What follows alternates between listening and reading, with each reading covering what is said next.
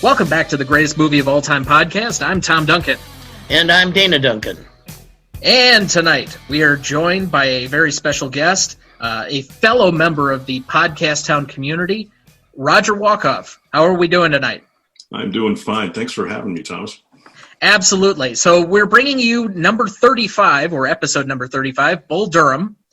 And just as a quick sense, as we do with all of our guests, tell us a little about yourself and why you love movies. Oh, thanks. Well, I'm a professional speaker, and I'm a professional speaker trainer, and I'm a huge movie fan. I originally hail from New York, spent some time in the South, and then I ended up in the Midwest here for the past 28 years. I got lost, as somebody said. So I've enjoyed it here. Loved it, raised my family here. Movies, honestly, they've always played a big part in my life. I remember as a kid, my mom bringing us down to the local theater where they had the Disney series, one a week, and we just lived for that. And then as time went on, I just loved movies. So I love movies because I can get lost in them, right? That's one of the main reasons I go. They're an escape for me. And I love one that has a great story. And what that means to me is that either I can get lost in it or I identify with a character in it, right? I get emotionally drawn into it. My greatest movies that I like, my favorite types, my favorite genres, I love sci-fi, time travel type movies, big into those, all the space movies. I love alternate history, universe movies, that kind of stuff. Big into the superhero stuff. I love comedies. And as you can tell, baseball movies. So you've already hit quite a few of these points, and most of our guests that we bring on, I usually want to introduce them to the show through their favorite movie, especially if they're going to be a recurring guest, just so they're a little bit familiar with the show. You selected this movie out of basically everything. So what makes this one of your favorite or your favorite all-time movie? Yeah, it's got baseball the way that I think baseball needs to be portrayed. I've never seen, I've seen other baseball movies, like Field of Dreams or Major League, some of those come to mind. They're great movies. They're entertaining movies. This one got to me, and we're going to talk about this in a little bit, because to me, it's a combination of a baseball story, a relationship story, and honestly, life and life-teaching moment stories. It was one of those movies that kind of got behind the scenes to see what the characters really looked like in a raw way, especially the baseball players. You got a romantic comedic theme going on through here as well, which doesn't hurt for movie making. But the reason that's why I really liked it. It just resonates with me every time. There's something about baseball stadiums, going to the ballpark, that just every time I go, just gets me right here, and that's me pointing to my heart with my fist. And you've already discussed quite a bit about this, but what exactly makes a good movie for you? What are the parts that combined make it to be a favorite of yours? Yeah, and not so much maybe Bull Durham, but I like a surprise. I like a twist, at the end, something I haven't seen, something that I can't predict, something that is unpredictable. The reason I like this one is you could kind of see it coming at the end. Good guy gets the girl at the end, good girl gets the guy at the end, however you want to look at it. The character goes through, some struggles. We see the character struggling a little bit emotionally. We get to understand the character. We can see themselves. We can see ourselves in the character. I could see myself in some of the characters in this, like the Kevin Costner character, or to some extent, some of the other players. Well, since you love a twist, I will say that novelty is a big part of our scoring system when we get to that part of the section of the show. Sure. All right, so for you at home, let's just give you a quick rundown and background on Bull Durham. Plot summary: in Durham, North Carolina, the Bulls minor league baseball team has one asset no other can claim: a poetry-loving groupie named Annie Savoy, played by Susan Sarandon. As the team's season begins, Annie selects brash new recruit Ebby Calvin Laloosh, also known as Nuke, played by Tim Robbins, to inspire with the religion of baseball. Nuke also receives guidance from veteran player Crash Davis, played by Kevin Costner, who settles Nuke's errant pitching and teaches him to follow the catcher's lead. This movie was nominated for Best Original Screenplay for Ron Shelton, at the 1988 Oscars. In 2000, the American Film Institute placed the film on its 100 Years, 100 Laughs list, where it was ranked number 97. And in 2008, AFI included Bull Durham in its top 10 sports films list as the number 5 sports film of all time. So, Do you even have any idea who Ron Shelton is? I didn't realize he wrote the screenplay. Yeah, he wrote the screenplay. He was a minor league ball player himself. Okay. Yeah, I think this was his springboard. Yeah. To be quite honest. So, I don't have a lot of familiarity with him, but I've heard of him generally when certain people talk about movies and stories of the game. So it's not like it's an unfamiliar name, but it's not somebody like, oh yeah, Ron Shelton, I know him. Now, I already know, Dana, you've never watched this film before last night. And so you don't have much of a relationship with this movie. This is only the second time I've watched it, and I got through maybe 10 minutes before I was texting you that, gosh, I don't even remember half of what was in this movie other than the basic parts of it. I'd only seen it once, and I can't even remember when that was. So, this is the rare movie where it's going to be pretty one-sided. I'm going to ask you, Roger, what is your relationship to this movie? Oh, yeah, and right there I'm saying, guys, you got to rewatch this. There's so many great things in it. Well, we'll talk about it. So my relationship to it is this, honestly. So it's no surprise. Like as a kid, I wanted to be a baseball player. I just did. I loved the pageantry of the game. I loved all the uniforms. When I was playing minor league ball, that was Little League ball, excuse me, not minor league ball. I don't want to leave anybody with the impression I had a minor league ball career. Little League was fun. I just loved getting out there. I loved the smell of the leather. I loved hitting the ball. I loved the snap of the sound of the ball in the glove, right? To me, it was just such a visceral feeling every time I played the game. And when I was a kid, we used to save up to go. I lived in New York, and about 100 miles outside of New York City. And I am probably one of a handful of Mets fans, right? Everybody in New York is like Yankee, Yankee, Yankee. I was not. I was a National Leaguer all the way. And what we used to do is we'd save up. There were these coupons on milk cartons we would get, and we could trade them in to go to the ballpark. And that was like the pilgrimage for me, right? We would all hop in the back of the station wagon. We'd drive down to the big city, and, we'd go to the ball game. And so the other relationship to me is that, like, I always wanted to be a catcher. They stuck me at second base. Why, I have no idea. But, okay, I'll be second base. But I loved, the equipment. I loved the big glove. I loved all of it about, baseball. And there's a scene in Bull Durham as you follow Annie Savoy into the ballpark. And, the camera, it was a great take, I think, on the camera where she just walks into the minor league ballpark. She walks up into the park.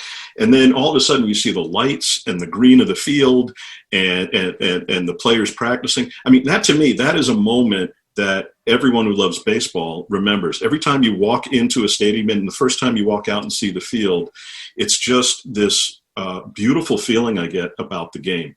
So the relationship for me to the movie is I always wanted to be a ball player, wanted to be a catcher, and I just love the raw emotion that Crash Davis plays.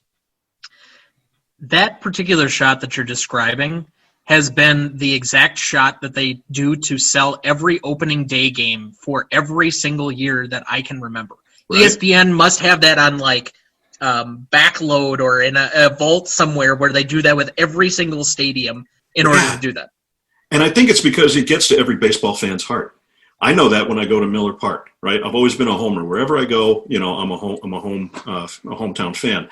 I go to Miller Park, and every time that I go and I see the field for that first time, for that first visit, I guess it feels to me like the first time. And it's just it's one of those things that just kind of takes my breath away. I mean, I look at every detail. I look at everything.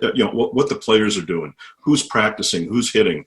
How are they touching up the field? It's just, Annie Savoy in the movie describes it as the church of baseball, a cathedral. It's kind of got that religious feel to me. So I know that you hadn't watched this before, so you don't have a relationship with the movie. But Dad, I don't know if there's too many other people in my life that have a closer relationship to baseball than you. Well, see, I studied well, I became a baseball fan when I was a kid. My first game was the first season the Brewers were in Milwaukee, 1970. I sat on my dad's lap because he was too cheap to pay for an extra ticket. And they allowed you to do that at that time. It was guys like I'm trying to remember who was on that team, other than Tommy Harper and Ken Sanders and stuff like that. Anyway, let's not have our City Slickers moment here. Anyway, it was the Oakland A's. So that was the team with Reggie Jackson, Sal Bando, Joe Rudy, all of these guys that went on and won multiple World Series. Gene Tennis? Gene Tennis, yep. Ray Fosse, Catfish Hunter, Blue Moon Odom, Ken Holtzman. Yeah. So a lot of nicknames, which I will mention, do come back on this particular episode. Dana, you're reminding me of all the baseball cards I collected, man. Oh, yeah. So I know. And in fact, Tom has his eyes on a couple that I have, which includes a 1952 rookie card of Willie Mays. Mm-hmm. Who I would argue is the greatest baseball player of all time. I'm just putting that one out there. Yes, who was originally signed to join the Braves, and the commissioner at the time, who I think was Ford Frick, said, nope, we're not allowing multiple black athletes with one team. That's something. So otherwise the Braves would have had Mays in center and Aaron in right. Yeah, that would have been a deadly combination, if you ask me. But anyway, and what I'm going to tell you is, and again, I'm going to be the old duffer here. When I was a kid, I found this strange book, and it had a name on it that I thought, like, well, this must be something that would be interesting for somebody who's a big sports fan. So I had no idea what it was, but I grabbed it off the shelf at the library, and it was by this guy who had pitched for the Seattle Pilots in 1969. It had been a Yankee. His name was Jim Bouton, and it was called Ball 4. And it was an inside account of baseball. And I'm sitting here going, they're talking about Mickey Mantle being so drunk he's driving up on people's porches, and the Yankees would quick run somebody out to take care of everything and pay people off, and so that it'll all go away. And talking about drilling holes in the adjoining doors in the hotels to see if you could get a stewardess next door. I mean, gosh. Yeah, this is all these antics.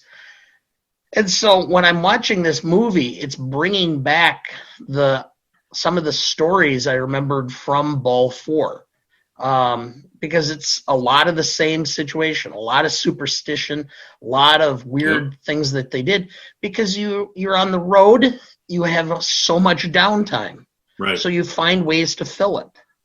And so that's the feel I got out of this movie. I'm with you on the feel. I hear you. You know what's interesting to me? I mean, it's like, I'll just put this out there. I mean, Kevin Costner is like this man-child, right? Just hasn't grown up yet and doesn't want to. He wants to play the game as long as he can. You know that. I think everybody would want to play the game as long as they could. And I love, talking about the antics, right? There's the scene where they, they're like, oh, guys, we need to catch a break. We just need to catch a break. We're losing. How about it? We could use a rain out. And, one of the guys, it hasn't rained in weeks or days. How are we going to get a rain out? And then you see Crash Davis coming up, smirking, all just cocky, and says, I can get us a rain out. $100 says I get us a rain out. And they're like, how the heck are you going to do that? Next thing we see, fast forward, right? They're at the ballpark, and they turn on the sprinklers and just flood the place. It's hilarious. And then, man-child, because, what does he do as soon as he turns them on? Right? He starts running around the field, sliding around, sloshing around, and the guys are all on top of each other, right? They just want to play the game. They want to have some fun for as long as they can. Funny stuff. So my particular relationship to baseball is, like many things, much in the same way that my movie history is from my dad and my grandfather and all of that. So is my relationship to baseball.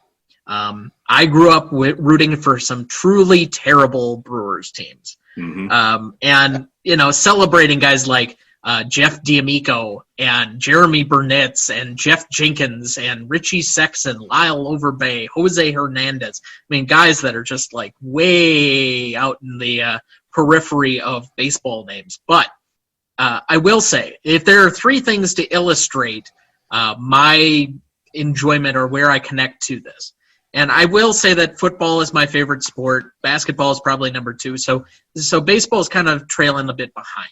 But I used to play home run derby in my backyard with a tennis ball almost every day when it was not snowing, and sometimes even when it snowed.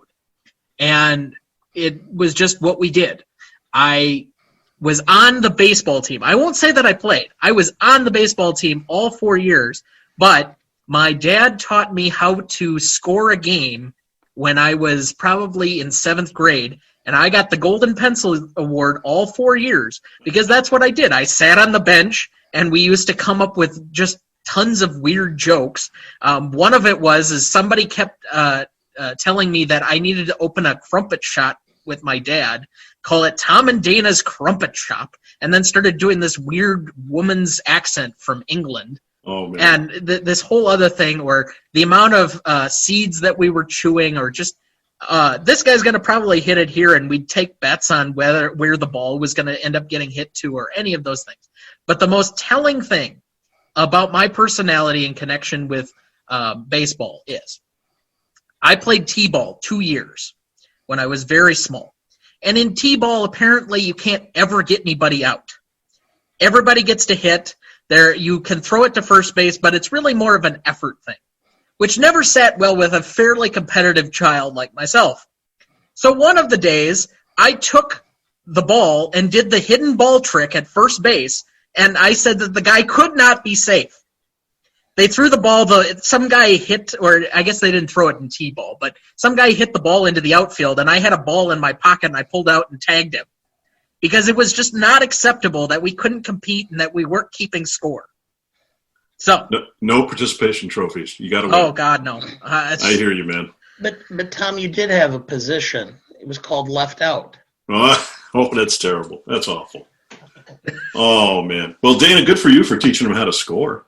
I mean, that's it. That's awesome. And my story about that is I had to be about somewhere about 10 or 11, and we went to a Brewer game, and I'm sitting next to an older gentleman, and he leans over, and my dad had bought me the program, and he says, "Do you know how to score?" And I said, "What's that?" So he explained it, and then he showed me how. And my dad thanked him, and he said, "It's no problem. I really miss it." He said, "I used to be one of the official scorers for the Braves." Nice.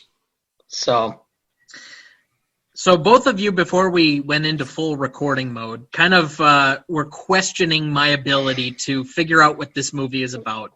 I said, and I maintain, there are certain movies that you should have don't watch before, like stickered on them somewhere. Right. Now, I'm 30, and there's a little bit in there where I probably didn't understand this movie the first time I watched it, whenever that was. So I think I have a different appreciation for it now. And particularly, I've said it many times doing this show, that I have a different appreciation for most of the movies that we watch now that I'm looking through it at them through this lens. But here is my best attempt at trying to figure out what this movie is about, and then I'll let you guys kind of free rein from there. It's the intersection of a dream versus talent, and loving something your whole life that seemingly doesn't love you back. Wow. Yeah, I don't disagree with that. I think yes. You know, if you were to put it in as few words like that, I'm going to go with that, Tom. I'm with you. I think it's. I agree with you, and I'm going to build onto it. I think it's about three things. As I said before, I think it's about. It is about relationships. It's certainly about, there is a bit of gamesmanship in baseball in there. But the biggest thing that I've gotten out of it over the years is that, to me, it's a teaching movie. It's about two people trying to teach this young kid, life, baseball, and all of that. And throughout the whole thing, they're just too stubborn enough to see that they like each other and that they're both going at it. They're both going after the same thing, but in different ways. So another movie that we're eventually going to talk about that's a favorite of mine, but represents a lot of this same dynamic, even though it's not completely the same. But Good Will Hunting is very much like this movie. It's somebody with an immense amount of talent that you're teaching not to throw their life away by relying on dumb antics or whatever else. Now, it does it a lot more comedically. That movie's a lot heavier and a lot more emotional. But this in the same way. I mean, I think this is a better first half movie than a full movie. I think this is a first hour movie, if you ask me. I could give or take certain portions of the second hour of the movie. But I will say the most important scene, and maybe I'm tipping my hand a little bit, is that drunken scene at the end where Crash basically confronts Nuke when Nuke's trying to be grateful and thankful and actually, being a decent guy for once, which is out of character for what he's been up to that point.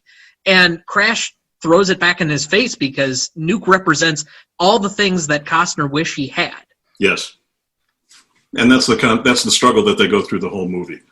Costner instantly takes Crash Davis takes an instant dislike to Nuke Laloosh, right? He just does. He's like, seriously, you brought me up here to counsel and bring this kid up? And as he goes through it, he gives him all these lessons.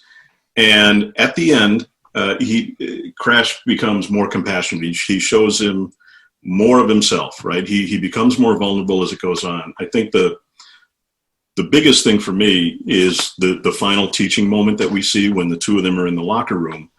And Crash says to him, this is after that fight, the last fight they have, but they're pretty vulnerable. And Crash says, right, these big league hitters are going to light you up. You got to be cocky and arrogant, even when you're getting beat. That's the secret, right? And we see a bit of remorse there. That's what it's saying to me. Like when Crash was in the big leagues, he wasn't cocky or arrogant enough. He didn't get the secret. You got to play this game with fear and arrogance. That's his last, big lesson to Nuke. And maybe he was cocky and arrogant, but he didn't have the talent like Nuke. Maybe that was it. So, Dad, you were doubting me a little bit. How did I do? Not too bad. I'd add one more, which is it's really in part a story of faded dreams. You get to a point in your life where it suddenly dawns on you that what I had hoped for or what I thought I was going to be or achieve is just not going to happen. And I think to some extent, because it's a baseball player's life and the monologue he has Costner has towards the beginning of the field and what he believes in, or the movie, kind of summarizes it. And I think to some extent Costner, because and he makes comments about women distracting you and such, I think to some extent Costner has sworn off of relationships because he thinks that somehow this is going to prevent him from hitting the majors. And then when he finally realizes that it's just not going to happen and his dream is over, and he's watching this other kid fulfill a dream, and he's envious, which is why he's so embittered and why he's such a jerk at the end of the film. He finally opens up and says, you know what, maybe it's time that I actually start a relationship. So he does. Right. And then as he does that, the telltale sign is where he starts talking about, maybe I can hit the majors as a manager. Yep. I love what you said there, Dana, and you're so right. Crash Davis Costner is so focused on baseball, right? Baseball is everything to him his whole life. He can quote stats like nobody's business. He remembers the assistant manager that he hit the home run off of. He quotes Sandy Grimes' stats. So baseball is his life. There's one scene, right, where he's walking the town, and it's early on, and he picks up that cardboard tube and he starts swinging it back and forth. And, he looks himself in the glass. He's doing everything he can. What's that one extra thing, the one extra edge that he can get to make it back to the majors? Like you said, to fulfill that dream. And distractions be damned, right? I'm with you on that. That's quite a revelation that, yeah, he's forsaken everything. He's forsaken everything. He's forsaken relationships, right? Because it's going to distract him, right? When he's up at bat, when he first gets there, and he's like, all right, who is this guy, right? All right, I've seen everything you've had. Who's this Annie? Annie. Get out of the batter's box. Get out of the batter's box now. Get her out of your head. It's like, no. That's a great observation that you made there that I'm tying back to those different points that really hits home for me. Thank you. So I do want to highlight the second portion of what is this about? Loving something your whole life that seemingly doesn't love you back. Because I think you've kind of both brushed on it, but I think that was the biggest portion of why I highlighted that particular saying. I can't tell you the amount of times we had a hoop in the driveway when I was a younger kid, up until about the time I was 13. And the amount of times that I turned around and hit a shot, and it's 5, 4, 3, 2, 1, and I'll release this as the audience. I'm a very short man. I'm about 5'4", 5'5". I'm heavy set. I was never fast, and I'm very, very white. If you couldn't have figured that out by now, I'm just giving it to you. But the sense being, I was never going to be a great athlete. It just was not going to be the case. But you still dream of that. And the thing is about sports, even when you have a dream, you love the sport more than the sport is ever going to love you. It's just a matter of everything else. It's never going to love you back in the same ways. And for Crash, this is his entire life. His entire life has been built into his early to mid-30s being a baseball player. It's how he identified himself. It's how he carried himself. It's how everything he remembered, every piece of his intelligence has gone into doing this. And ultimately, it's going to be for naught because he never truly made it to the place that he thought he would be happy at. The thing that's getting me here is it seemingly doesn't love him back. I'll give you your point. I'm with you, Tom. But I think it has its moments where it does love him. He knows it's a game. He enjoys the mind game that goes on. He loves predicting what the pitcher's going to throw to him. One of my favorite, little scenes is when he gets up and he says to the guys on the bench, "This guy starts me off with a curveball. I'm taking him downtown." And it's like he studies the game so much that he gets what he wants out of it, right? The guy throws him the curveball and he hits it out of the park. And there's several points out there where, he talks about the game as if it is his significant other, right? This is a fun game. Come on, let's have fun here, guys. We're having fun, damn it. Laugh. Right. And his laugh just cracks me up. So I'm with you. It seemingly doesn't love him back. It has its moments, but what I'm going to say is that it doesn't give him the ultimate moment like he wanted. He only got 21 days, in the big leagues, and that was it. He was always trying to capture that moment back. I just wanted to share, tied to this is my own story. We've hosted players from the Northwoods League, which is college kids who are potential pro prospects who play. It's a collegiate summer league. Yeah. Well, one of the kids we had was a tall, skinny, whip-like kid who threw a submarine ball, fastball about 95 miles an hour. Mm. And he had a slider and a curve that buckled everybody's knees. And when he left, I said, you eat like crap. You're eating ding-dongs and Gatorade. I said, you need to take care of yourself because I've watched you. I've watched baseball since I was 5 years old. You're special. You're going to make it, but you're going to screw it. You have the talent to make it. Just don't screw it up. Well, he ended up getting drafted by the Oakland Athletics and was a key part of the Mike Fiers trade from the Tigers. And so he's at AAA right now with or would have been this year at AAA. I think he's on their 60-man roster for the summer. I happened while he was in the minors, the A's minor league ball club is in Beloit, which is my hometown. We went down and watched him, took him out for dinner. And as I was driving him back to his car, I turned to him and I said, Nolan, you don't understand this, but you're living a situation right now that I would kill for and that I only dreamed of. And I said, you're going to do yourself and you're going to do your family a favor. Start a journal. Write everything down. Every experience, every road trip, every game. Write it all down. It may not make any sense to you now, but someday you'll look back and you'll have this all recorded. It's all your memories, and you will appreciate it, and I know your children will appreciate it. Dana, that is some of the best advice you could have given him. Wow. That is beautiful what you did for him.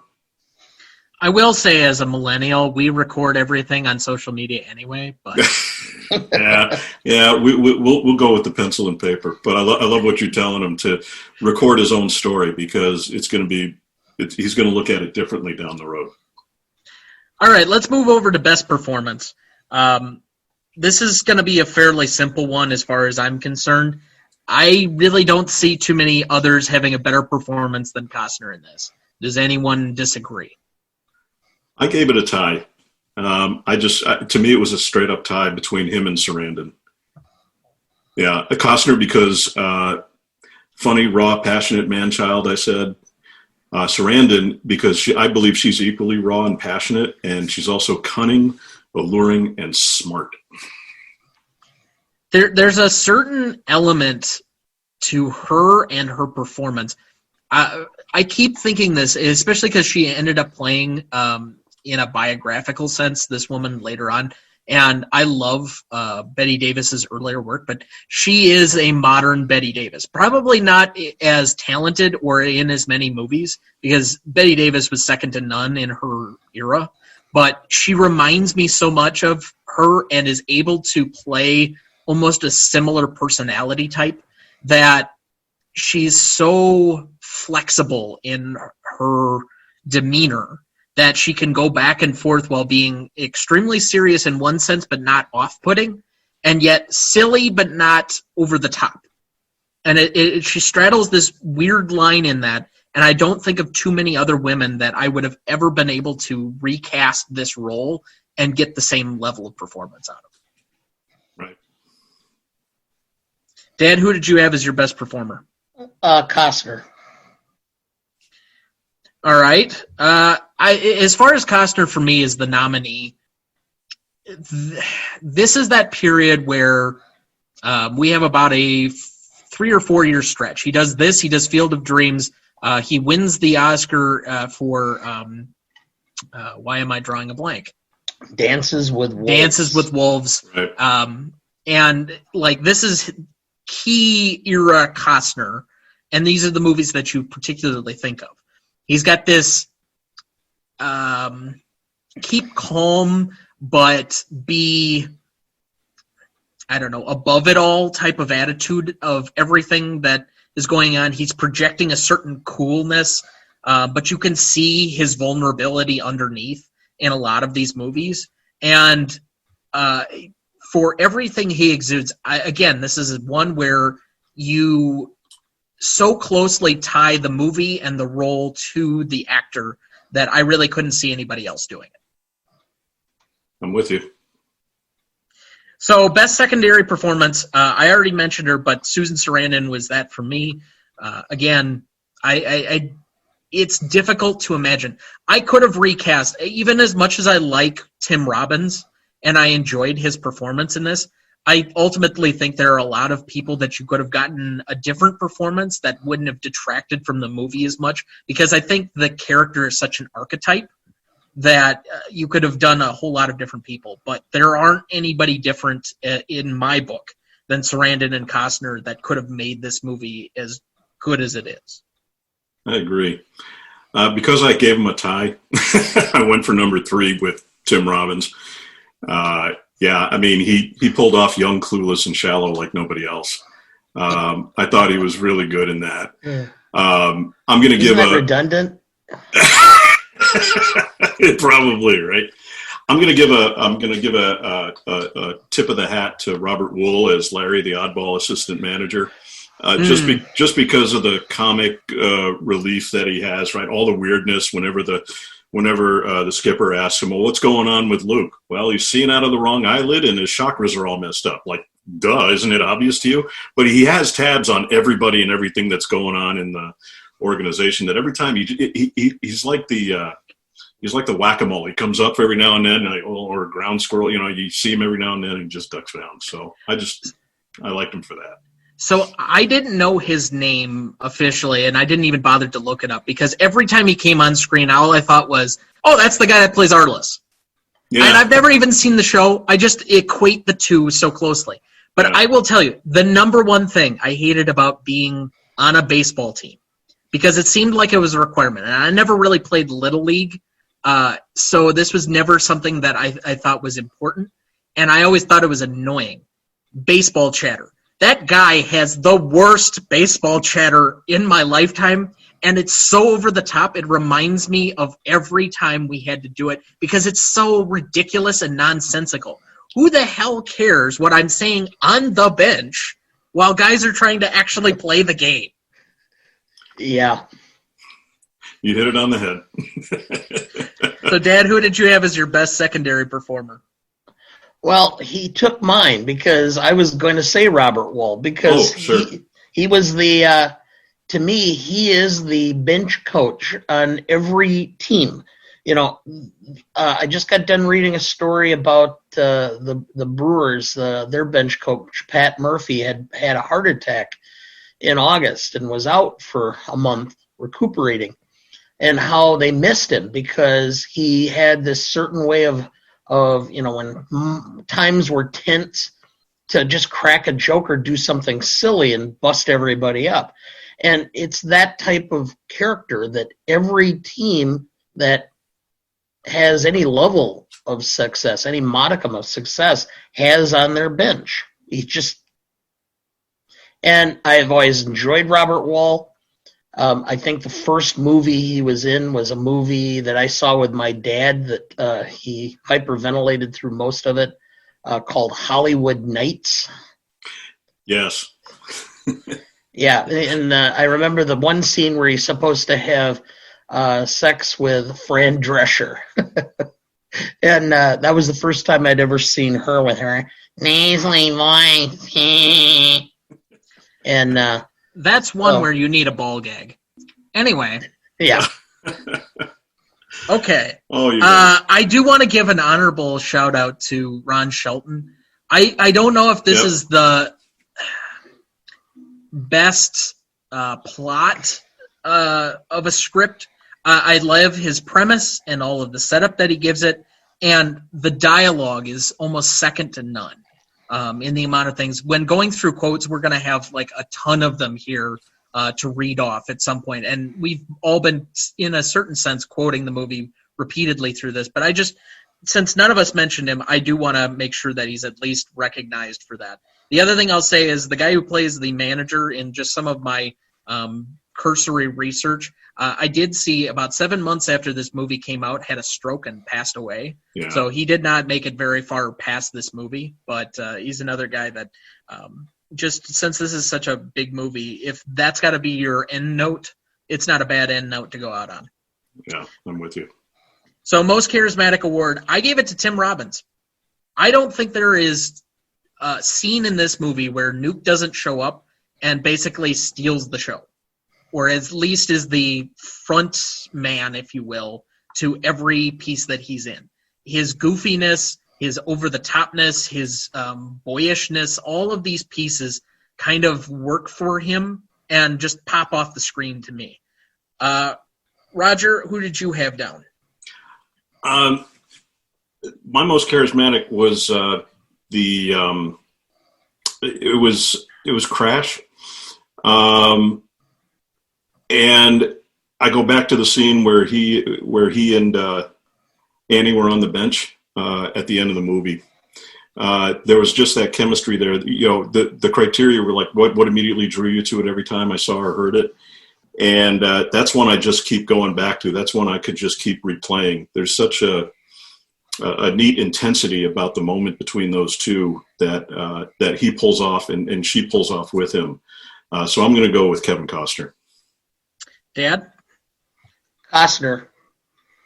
There's a reason that he became a movie star. I remember the first film I'd ever seen him in, and I think it may have been his first film that he was actually more than a corpse in. And for those of you who don't know, his scenes from The Big Chill were cut. So the corpse in the beginning of it is Costner. That's all they left it of his scenes. But the film I saw was Silverado. Right. And he just had a knack for always just being bigger than life in the film. And I mean, you got Scott Glenn and Danny Glover, and they're not like they're overly charismatic, but he really popped off the screen in that. And so you can see that in his performances. He just has a knack for being, filling the screen. That's a great comparison. Yeah, I forgot about Silverado. That was a good one. Good reference. It's one I've never seen, but I guess we'll add it to that giant list of projects we eventually are going to have to undertake. Yeah, I got to actually stand in New York City outside of a theater with Brian Dennehy and talk about filming Silverado. Really? All right, now I'm envious. I used to watch, when that came on cable all the time, I watched that so many times, it wasn't even funny. Didn't Brian Dennehy just recently pass away? Yes, he did. Okay. I couldn't remember for sure, but I thought that might have been the case, which is unfortunate because you and I saw him in reproduction along with Christopher Plummer of Inherit the Wind on Broadway, which was phenomenal. Yes.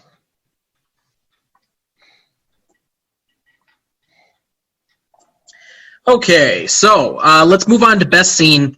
We're going to change up things a little bit and see how it plays for the course of the show, but I'm just going to throw out my first nominee, and we'll go until we run out, and we'll just keep circling. So throw up your nominees if it hasn't been on the list before, and then we'll pick one at the end. My first nominee, the batting cage. The interplay between the two. I think this is probably the best scene between Susan Sarandon and Kevin Costner's characters, and the kind of interplay. Costner's basically just turned her down as being her selection for the year because he doesn't like her potentially having control of the situation. I think his exact quote was, "Why do you get to choose?" And they have this, I don't know if it's iconic, but this just kind of back and forth repartee that is infectious, and the pitches in the batting cage basically whizzing by in between them as they talk. I just thought it was such a great sequencing, and all of the framing of the shot was just wonderful. I thought it just worked.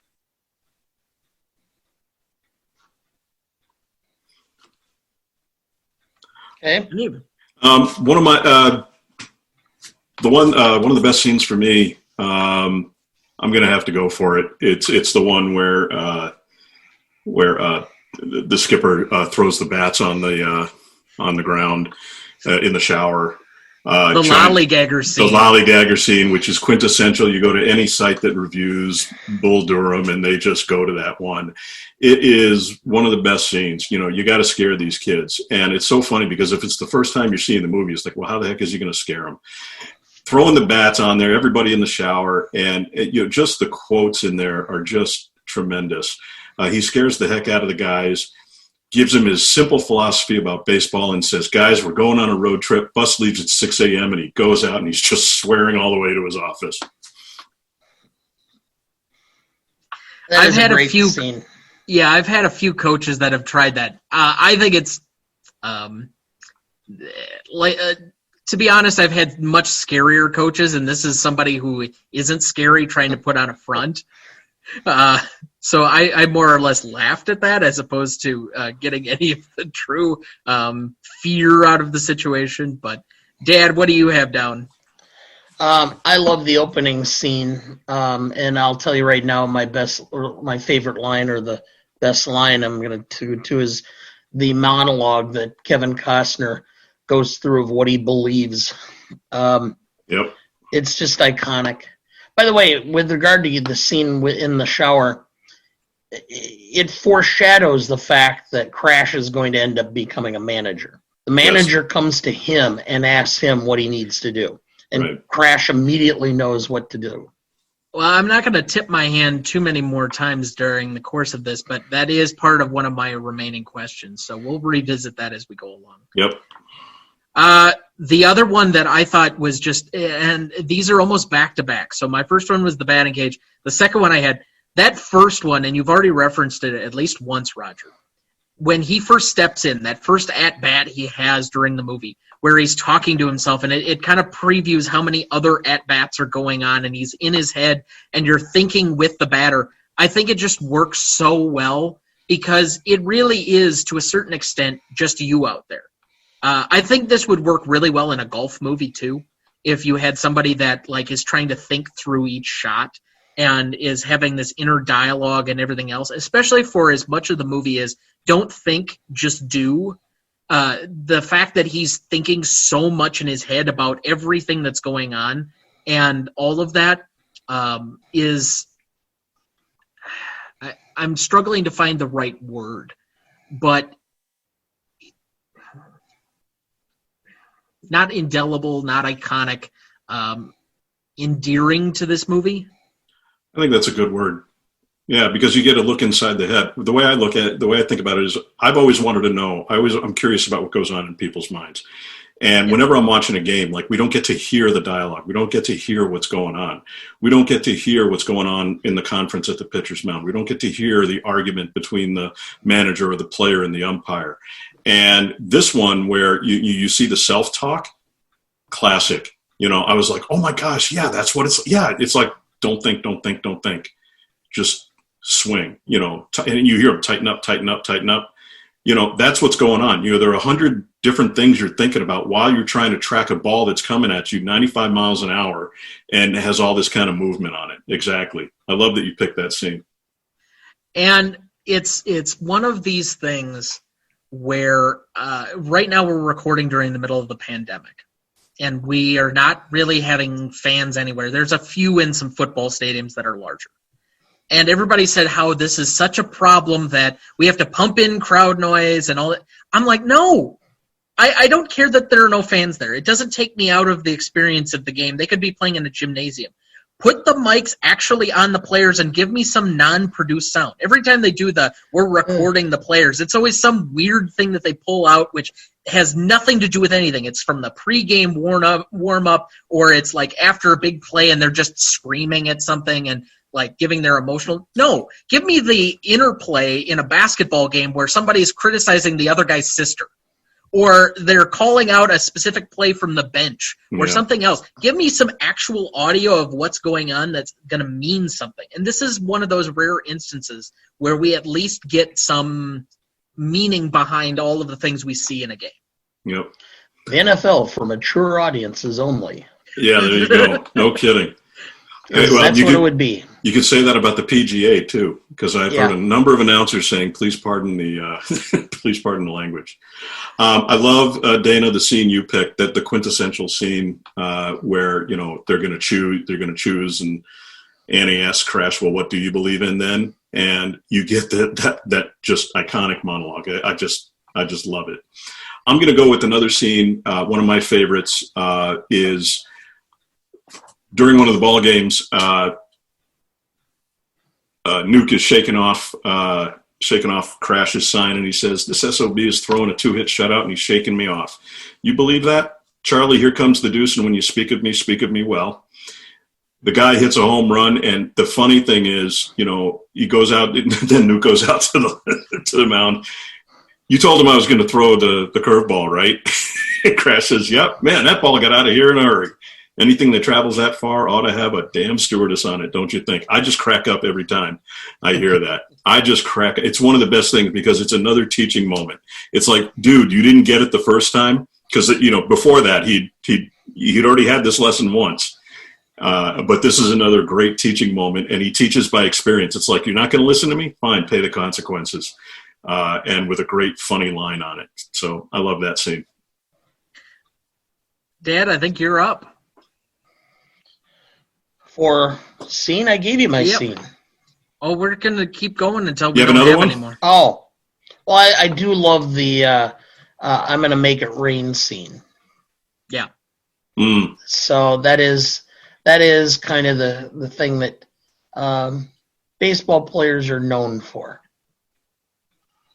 So I'll nominate two other ones since Dana's kind of like running out of certain pieces. But so the one I'll save the one I think is probably the most meaningful to the end of the movie, in which we've kind of talked about. But the first one, that the first time that Crash and Nuke step outside, or at least that Nuke challenges him to step outside, and the whole interplay of I've heard that you couldn't hit water if you fell out of a fucking boat.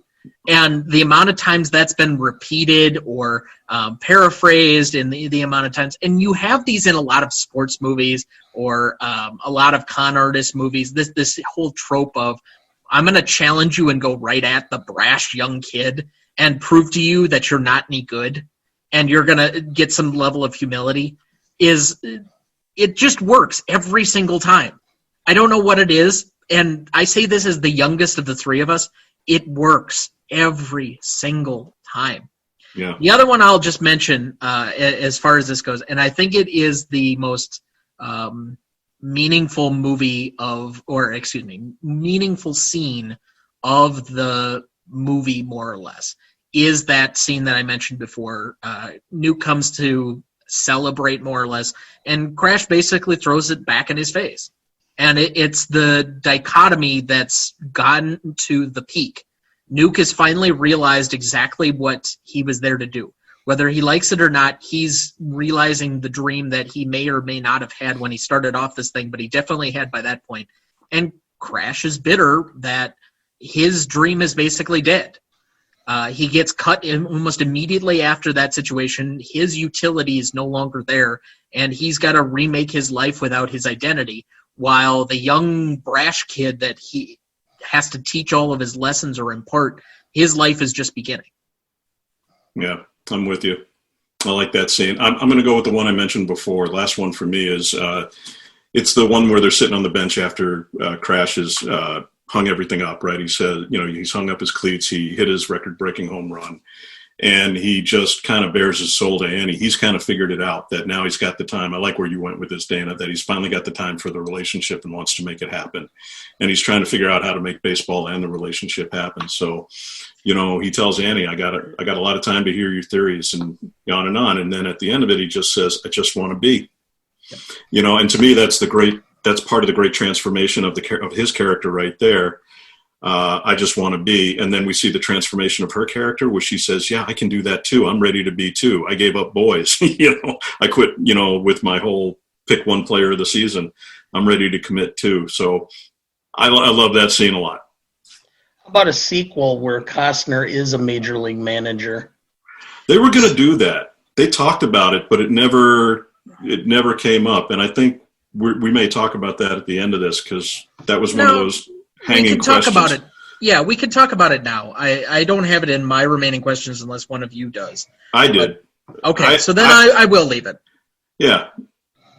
All right. So out of those that we've basically stuck to or nominated, what do you think is the best scene from this movie? Dad? The Costner monologue. That's the best scene, in my opinion, and the best line, because it really describes Costner's character and sets the way the film is going to go. I'm going to agree with you. Dana, that's my favorite one too. That monologue has a lot going for it. It's raw. It's the character in a nutshell. It throws Annie on her heels, and the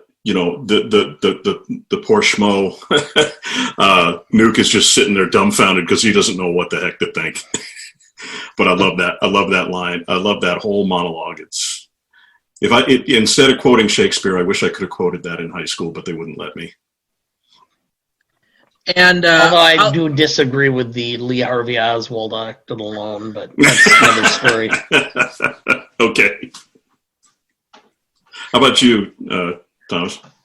I will go back to the Crash steps in, his first at bat. I just, for so many reasons, and because I think the movie works best when it's a baseball movie, I could give or take most of the relationship parts of this, but when this movie really works is when it's representing.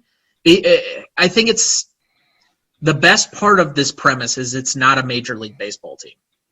I mean, we have enough of the movies where it's a professional or they're in a key moment or something else, but there's almost no consequences to anything that goes on in this story. It's just a story about guys who are trying to live out a dream, which is what minor league baseball is. And so you have that intersection where it works most of the guys who are either going to realize or not going to realize, and playing off of that intersection, much in the same way that I mentioned that was what this movie, at least to me, was about. As far as favorite scene, I'll go with the batting cage, just personally. I don't know if any of you have a different favorite scene from your best scene, though. I think my favorite scene, that one was number 2 to me. I really like that. Everything you described it perfectly, Tom. The interplay. I love how you described that. I'm going to go with the final teaching moment that Crash has with Nuke in the locker room, where they're going back and forth. Crash just lays it on the line for him. I was going to say I'd love it because it's kind of like that father-son, mentor-mentee interchange, and it just strikes a chord with me as just a very meaningful moment that Crash is the ultimate student and teacher of the game. Dad? I like the scene in the pool room where he tries to come back and thank him. It's a complete role reversal, including the fact that a glass pane is broken over his right, or I guess facing him would be the left shoulder. It's a complete 360 from where it was I guess at the I didn't beginning think of the of movie. Yeah, from the beginning with the bar fight. Yeah. Yes, because he threw over Costner's left shoulder, broke the window. Yep. And then the other scene, they come back, and it's now Costner throws over his left shoulder, breaks the mirror, and then ends up with a punch. Yep. Boy, for a guy who loves symbolism and that kind of thing, I'm surprised I've missed that in all my watchings of the movie. Thank you for that experience, man. That's awesome. Yeah, I absolutely missed it too, and good catch there. So, most indelible moment. The way I would describe this thing is if you were to talk to anybody about, what is this thing remembered for or anything else. And I'm a little bit shaded by this because I mentioned in the office the other day that I was going to watch this movie in prep for this particular episode. And somebody who I didn't even know liked movies or had seen this movie says this one thing: don't think, just throw meat. And I'm like, oh, so I guess you know the movie. So for as many times as it's repeated, the nature at which this entire movie is tied to it, and that's probably his most important lesson, I think it is the most indelible moment. Yeah. What do you two have down? No, I like that. I like what you were saying because it's the ultimate teaching moment. That's all he wants him to do is listen. Just get out of your head and do that. I like that. Mine kind of comes out of Annie's monologue. A couple of things that she says, I see great things in baseball. It's our game, the American game. It will pair our losses and be a blessing to us. She's quoting Whitman. That whole opening scene with the black and white photographs and the history and all of that.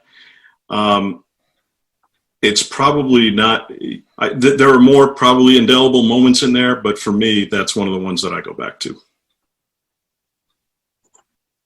And Dad, what is your most indelible moment? Costner indicating that there might be a manager's job open in the spring. To me, that's reminding every middle-aged person, not just guy, that when one dream ends, that doesn't mean your life's over. You need to set your next dream. I like that one too. Well, that's a good place to cut just briefly to one of our sponsors. We'll be right back. We'll just keep it recording. I just put that in there. Dad, I'm going to get a refill. Yeah, he likes to refer to it as his dad juice. I hear you. How's this going? Are we going good, Tom? Yeah, we're fine. I love this. This is great. Thank you. I love the conversation, buddy. Yeah, absolutely. And you've done perfectly. I mean, this is more than we could have asked. So as long as you're set to go. I'm having a lot of fun. Great. And that's always what we'd like to hear. So I don't think that we've had anybody on that has said they didn't enjoy discussing whatever movie we were doing. So I always love hearing that. But then we'll just do best lines, basically, and there are 3 different kind of categories to this. So I always put something in there, and then honorable mention, funniest line is usually one. And this is a movie where we'll actually have one. Get to the grading and then remaining questions, and we'll see where it kind of comes out on the movie. So there will be a little bit of math. We did have some comment by our guest on Sunday that said, this is the most math I've ever done on a podcast. We picked up is really good. Well, good, Dad. Yeah, they were down here now that I moved down to Madison, Roger. They went with me to the Total Wine over in Westtown. Oh, nice. So. Oh, yeah. Oh, you can get lost in there. Mm-hmm. Yeah, it's a dangerous place to go. Well, I looked for bourbon, and this is called like Oregon Trail or something. Nice. It's made in it's distilled in Oregon, and you'd think Oregon doing bourbon. Okay, but it won some sort of gold award at the National Bourbon Tasting Competition. So I'm like, all right, but it's lighter than normal bourbon, and it's got kind of like an undertone of cinnamon. So it's just different. Nice. It's a cleaner taste. Good. Gives you more reasons to visit. Sure. All right. Whenever you guys are ready, we can kind of come back. Oh. Yeah, Frank Robinson from Milt Pappas. There you go. All right. What is it? What, didn't Pappas blow out his arm like right away and only had like 2 more wins? I don't know. I almost know nothing about that one. That's much more of in the weeds baseball person. It's a good call by them not to go for the obvious Babe Ruth trade. It was because I love that because that to me is like showing she knows stats, he knows stats, Yeah, absolutely. And yeah. All right, so I think Milt Pappas won 299 games. Okay. Dad, you ready? Yep. Welcome back, and we're going to jump right into best lines. We're going to try and handle this the way that we did best scenes and see how it goes. So the first one that I had off, and the reason I mention it or bring it up, this movie opens with one of the best monologues that I can remember. When you're joining a book or something else and you really want something to suck you in, I think this is the type of thing you're looking for when you know you've hit a great writer, particularly of dialogue. And as somebody who has done some amateur script writing and has such an envy of those that are great at dialogue, like most of the best writers of scripts and the things I'm envious of, like we just discussed Aaron Sorkin last week. I'm always envious most of those who are great lyricists and dialogue artists, because it's the thing that I find to be the most difficult. I love plot. I'm great at plot. I could set out a great story, but I cannot do dialogue to save my life. So the opening monologue, and I don't think I have the whole thing down, but I believe in the Church of Baseball. I've tried all the major religions and most of the minor ones. I've worshipped Buddha, Allah, Brahma, Vishnu, Shiva, trees, mushrooms, and Isadora Duncan. I know things. For instance, there are 108 beads in a Catholic rosary, and there are 108 stitches in a baseball. When I heard that, I gave Jesus a chance, but it just didn't work out between us. The Lord laid too much guilt on me. I prefer metaphysics to theology. You see, there's no guilt in baseball, and it's never boring, which makes it like sex. There's never been a ball player slept with me who didn't have the best year of his career. Making love is like hitting a baseball. You just got to relax and concentrate. Besides, I'd never sleep with a player hitting under 250, not unless he had a lot of RBIs and was a great glove man up the middle. You see, there's a certain amount of life wisdom I give these boys. I can expand their minds. Sometimes when I've got a ball player alone, I'll just read Emily Dickinson or Walt Whitman to him, and the guys are so sweet they always stay and listen. Of course, a guy will listen to anything if he thinks it's foreplay. I make them feel confident, and they make me feel safe and pretty. Of course, what I give them lasts a lifetime. What they give me lasts 142 games. Sometimes it seems like a bad trade, but bad trades are a part of baseball. Now, who can forget Frank Robinson for Milt Pappas, for God's sake? It's a long season, and you got to trust. I've tried them all. I really have. And the only church that truly feeds the soul day in, day out is the Church of Baseball. Well, that's one line. Yeah. I'm with you. I've always stuck to good monologues and the rest of it. It is by far the longest line we have read on the podcast. But I love it. I'm glad you picked that one. My two favorite ones out of that are what you just read. So I had two there. Making love is like hitting a baseball. Yep. And the other one, a guy will listen to anything if he thinks it's foreplay. I just thought those were just freaking amazing. One of the funniest ones to me, I already gave you one where he talks about anything, getting out of here that fast ought to have a stewardess on it, don't you think? I mean, that just cracks me up every time.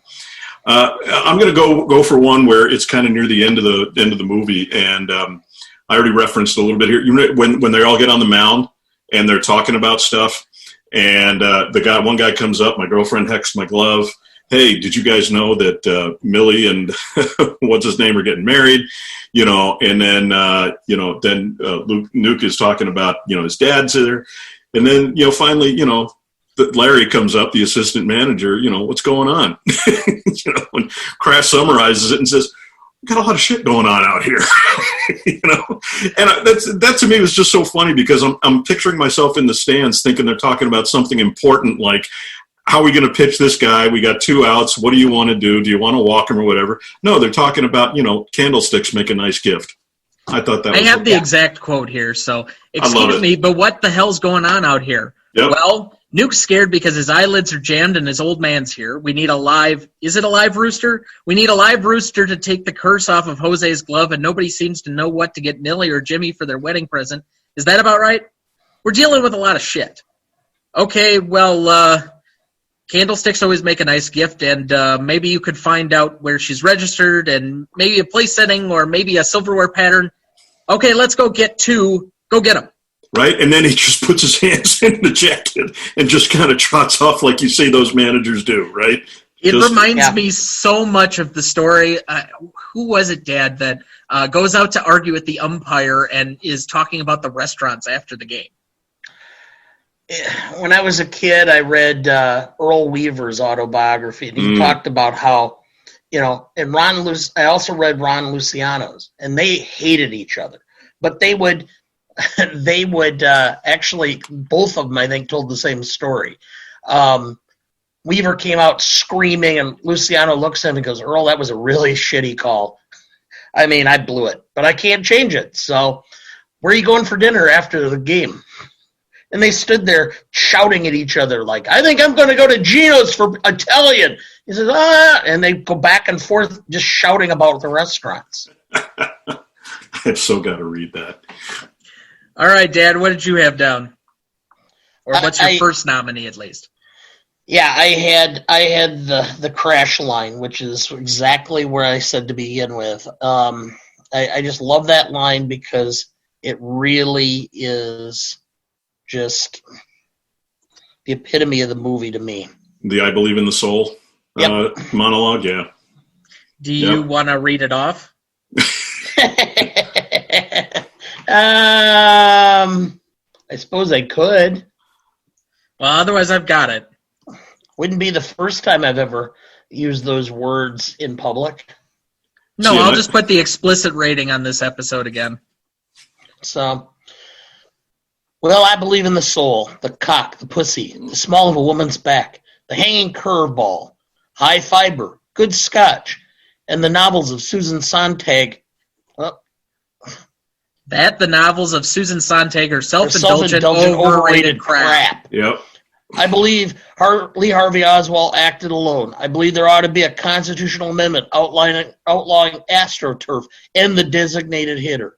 I believe in the sweet spot, softcore pornography, opening your presents Christmas morning rather than Christmas Eve, and I believe in long, slow, deep, soft, wet kisses that last 3 days. Good night. Yep. So the only thing that stuck out to me when he's quoting that whole thing, and which is probably why it doesn't have as much resonance for me as it did with you, both of you, is he gets to the Lee Harvey Oswald line, and I'm like, dude, in 2 years, you're not going to be saying that.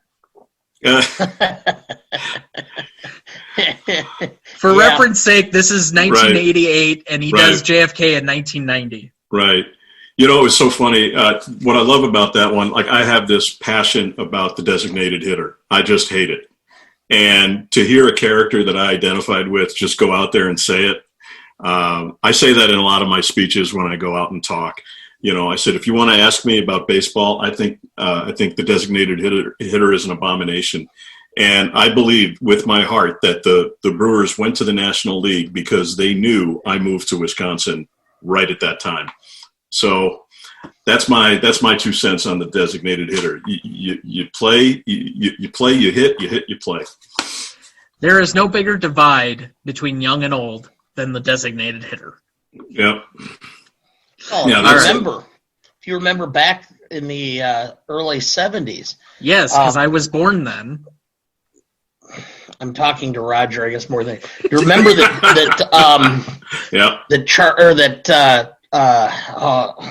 Charlie Finley suggested having a circle next to the batter's box and having a designated runner as well. And he had signed Herb Washington, the track star, and had him on the team to be a pinch runner. Yeah, I remember reading about that, yeah.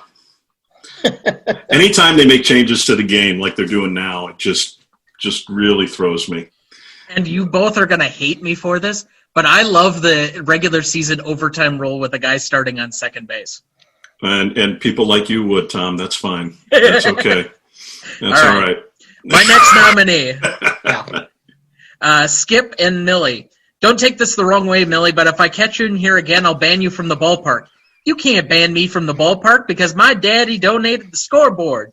What do we need a scoreboard for? We haven't scored any runs all season. Yep, that's a good one. I like that. That's It's such a great entrance point, and I think it's some of the best writing. This is why I think he kind of ran out of things about halfway through the movie as far as I'm concerned from some of the writing standpoint. But this is such a great setup piece because it's not like it's an exposition, but you get everything you need to know from that set of lines. One, the team is not concentrating on baseball. You've got your star pitcher who's about to make his debut screwing a girl that is basically a groupie and hanging around for no good reason. And the team isn't winning anything. They're not scoring. They're not winning. They don't care. And you're getting everything out of that line and with a laugh. It is such a great use of dialogue. I agree with you. Roger, I think you're up. My next one, I'm going to go with the lollygagger one. I'm going to quote it here, right? When he throws the bats in, right? Skipper says, "You lollygag the ball around the infield. You lollygag your way down to first. You lollygag in and out of the dugout." You know what that makes you? Lollygaggers. Larry, right? Lollygaggers. What's our record, Larry? 8 and 16. 8-16. How'd we ever win 8? It's a miracle. That's right. It's a miracle. This is a simple game, and here we go. I love this. You throw the ball, you hit the ball, you catch the ball. You got it? 12-day road trip, 6 tomorrow morning. Just one of the best things, right? It's a simple game, guys. Love that one. I really don't have anything to add. I mean, it speaks for itself. All right, Pop, what do you have next up? And I don't have the line written down. I wish I would have done that. But the scene where and I can't remember the player's name, the devout Christian who comes off and he turns to Millie and says, do you want me to share salvation with you? Will you hear my testimony? Hear my testimony. That's what it was. Yeah. And you're kind of like going, yeah, all right. That's the ultimate there is the road groupie gets the religious guy. So, yep. By the way, the actress who played Millie, do you know who she's married to? Nope. Tom Leonard, the actor who played Felix on the new Odd Couple. Yeah. Okay. Yeah. Been married Tom for like Lennon? Or Tom Lennon, excuse me. Yeah, they've been married for like 20 years. Huh. Interesting. Did not know that. I do want to mention, since you brought that kind of up as that guy type of thing, did anybody else notice the guy that gets first cut in the beginning of the movie? That's also the guy that's Dennis Hopper's son from Hoosiers. Oh no, I did not remember that. I did not know that was the same guy. It's a much different thinning hairline because it's a few years later, but it's the same guy. And I'm like, man, you're in 2 of the best sports movies of all time. Really? That's like your only calling card? All right. So the next one that I had down, Crash and Ebby on the bus. It's time to work on your interviews. My interviews? What do I got to do? You're going to have to learn your cliches. You're going to have to study them. You're going to have to know them. They're your friends. Write this down. We got to play it one day at a time. Got to play. It's pretty boring. Of course it's boring. That's the point. Write it down. How many athlete interviews aren't like this? And the fact that they're citing it as intentional is just beyond me. Yeah. I love that it's a behind-the-scenes look. Like, how does this stuff come out of their mouths? Oh, it's planned. And the fact that they wrap it around at the end, and that's exactly, and he throws out like 3 or 4 of them right in a row during that interview and then hits on the reporter. I mean, that's so in character. Yep. I've thought for a long time, especially during this time of COVID, the sideline reporters, instead of actually interviewing athletes or coaches, they just have a cardboard cutout of the coach or player. And then with a mic or with a speaker in it. And so you just stick the mic in because, well, he gave it 110%.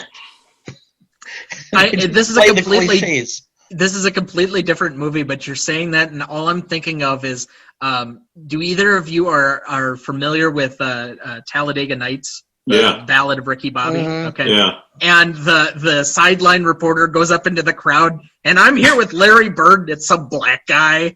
And I'm here with Kenny Rogers, and it's this short, like, Asian man. And all I'm thinking of is you get these cardboard cutouts, and you have somebody like that go into the crowd and, like, I'm here with Caitlyn Jenner, and it's... That would be funny. And it's like Dwayne Johnson's cutout. Nice. That would be good. That would be a great joke. Do either of you have any nominees left? My last one. Rose goes in the front, big guy. Yeah. Just one of the funnier ones. And I'd forgotten that the way it leads up to it, where Costner comes up on him and says, oh, no, that's hot. That's hot. He slaps him on the butt. And as they're done, turns it around on him. Yeah, my brothers and I we'll just look at each other every now and then and just say, Rose goes in the front, big guy, for no apparent reason, just out of the blue. We just quote this stuff at each other. Plenty of good ones in this movie. Dad, did you have any others? No. All right, so since both of you are done, I have like 4 or 5 others. I really couldn't stop. I know. So, Nuke and Annie. The other day, Crash called a woman's pussy, you know how the hair is kind of in a V shape? Yes, I do. Well, he called it the Bermuda Triangle. He said that a man could get lost in there and never be heard from again. Yep. I just love all those, like, innuendo lines. Yep. We just had that on the Sleepless in Seattle episode not too far back. There was another one like that. But Crash, man, that ball got out of here in a hurry. I mean, anything travels that far ought to have a damn stewardess on it, don't you think? You've already mentioned that one, Roger. Yeah, I love that one. And I've heard that so many times. I mean, there's so many things. I don't know if this started certain lines, but it's like, oh, okay, this might have come from that. That and the other one there's the other one where he tells the kid, "Here comes the fastball," and the guy hit it out of there, and man, that guy's getting a steak dinner. Wow, it's almost like he knew I was going to throw a fastball. He did. Hands him the ball. I mean, there we go. We're fast approaching the time where we're going to lose our play-by-play guys in baseball who have some real character. And but I mean, if you were coming in, wouldn't that be almost a great home run call? That one needs a stewardess. Yeah, that would be a great line for a call line for somebody. I like it. Annie and Ebby, listen, sweetheart, you shouldn't listen to what a woman says when she's in the throes of passion. They say the darndest things. You said Crash. Honey, would you rather I were making love to him using your name or making love to you using his name? And I'm just like, okay. I'm putting myself in these shoes, and I really can't decide. You can call me anything you want. Anything you want. All right, and the last one I think is a perfect epitomization of classicness, since this works really well in 2020. Annie and Millie. Millie, you've got to stay out of the clubhouse. It'll just get everybody in trouble. I got lured. You did not get lured. Women never get lured. They're too strong and powerful for that. Now say it. I didn't get lured, and I will take responsibility for my actions. I didn't get lured, and I will take responsibility for my actions. I like that you picked that one. I'd forgotten about that, and when I was watching it, I wrote that one down. Yeah, it just sticks out so much to me in a much more female empowerment driven society than we are now. That was front and center in an early portion of the movie where this is really defining itself, that you're going to get these strong personalities, particularly to push back as a woman, that's going to get front and center. And it speaks to Annie's teaching moments, right? We see her as a teacher.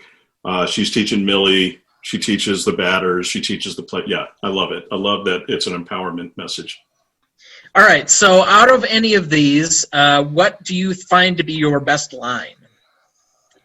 Or what gets your vote? Roger, we'll start with you. Yeah, we went through so many. The best line, we keep coming back to it. It's Kevin's monologue as my top one. There's just nothing like it.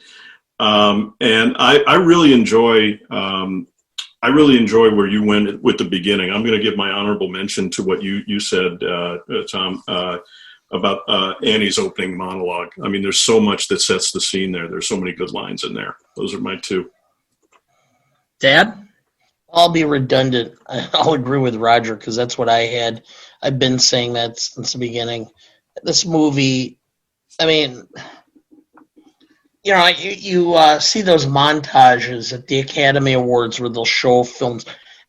Almost every time that monologue is, or at least a portion of it, is in a montage because it is so iconic. Oh, I have. Yeah, I agree with you. Yeah, it's considered one of the classics.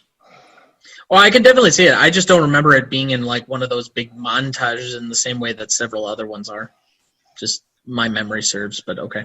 Well, that's all right. The gray hairs are in agreement here. Fair enough. And honestly, I'm not going to disagree with either of those. I think you could go with a lot of these, and I've talked them up, but for what it is, I really can't disagree with either of the picks. So any of these that gets your honorable mention?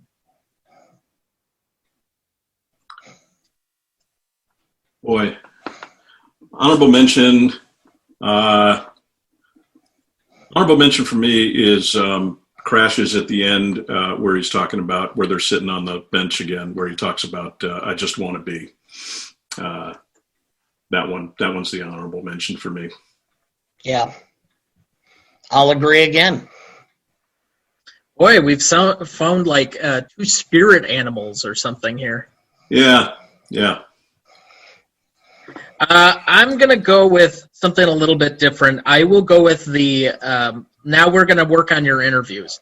Because I think for any of this, and I think you could probably go with Costner's monologue while he's in the batter's box, but without the context of the visual, it doesn't work as well. So I'll leave that out. But this is probably the most revealing of things as far as behind the scenes type of thing. I enjoyed that comment from you, Roger, that it kind of gives you the intentions of the players in a certain way and takes back the curtain, if you will, to allow you to see, oh yeah, this is intentional, and kind of gives you that inside look that you wouldn't otherwise have, because the rest of this is maybe not relatable for the fan experience, but that particular instance, the interview, because you've seen so many athlete interviews and they're all the same. And particularly if you have anybody that played in the SEC, but it's exactly like this. And so I thought this is just something that always stuck out to me as far as that. Let's move to funniest line. What is the funniest line? Roger, can I guess yours? Yeah, what is it? The rose is on the front. You got it. My second, my honorable mention is the stewardess. That thing traveled so far, but yeah, rose on the front, big guy. Dad? Bermuda Triangle. Although the scene, you can't really do one scene, but the whole scene with him on the mound discussing everybody's woes. Yeah. To me, I mean, because really when you look at that, it just brings it back. I take baseball and so seriously, and I'm so into the game, and I'm so wanting the Brewers to win, and ultimately I'm much more serious, I think, about the game sometimes than the players are, because they understand it's a game. They're trying to have fun, and they want to win because they're competitive, but that's the kind of stuff that you're taken aback as a serious athlete, because you expect everybody to be like really intense, and it just doesn't happen, especially over 162 games. I think we forget often that when we say these guys are players, that we forget that particular part of the word. They are playing. And ultimately there should be some level of enjoyment into this, and we forget so much of it because as fans we get wrapped up in the result as opposed to the enjoyment of watching it.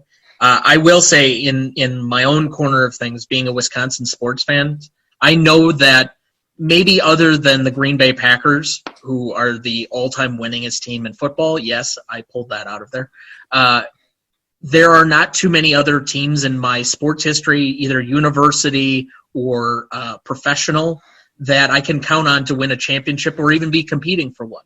So the rare instance where I have a really good team, such as the Bucks basketball team having the best player in the league, I'm going to try and enjoy it as much as I can and keep that mindfulness together, because it's not going to always be there.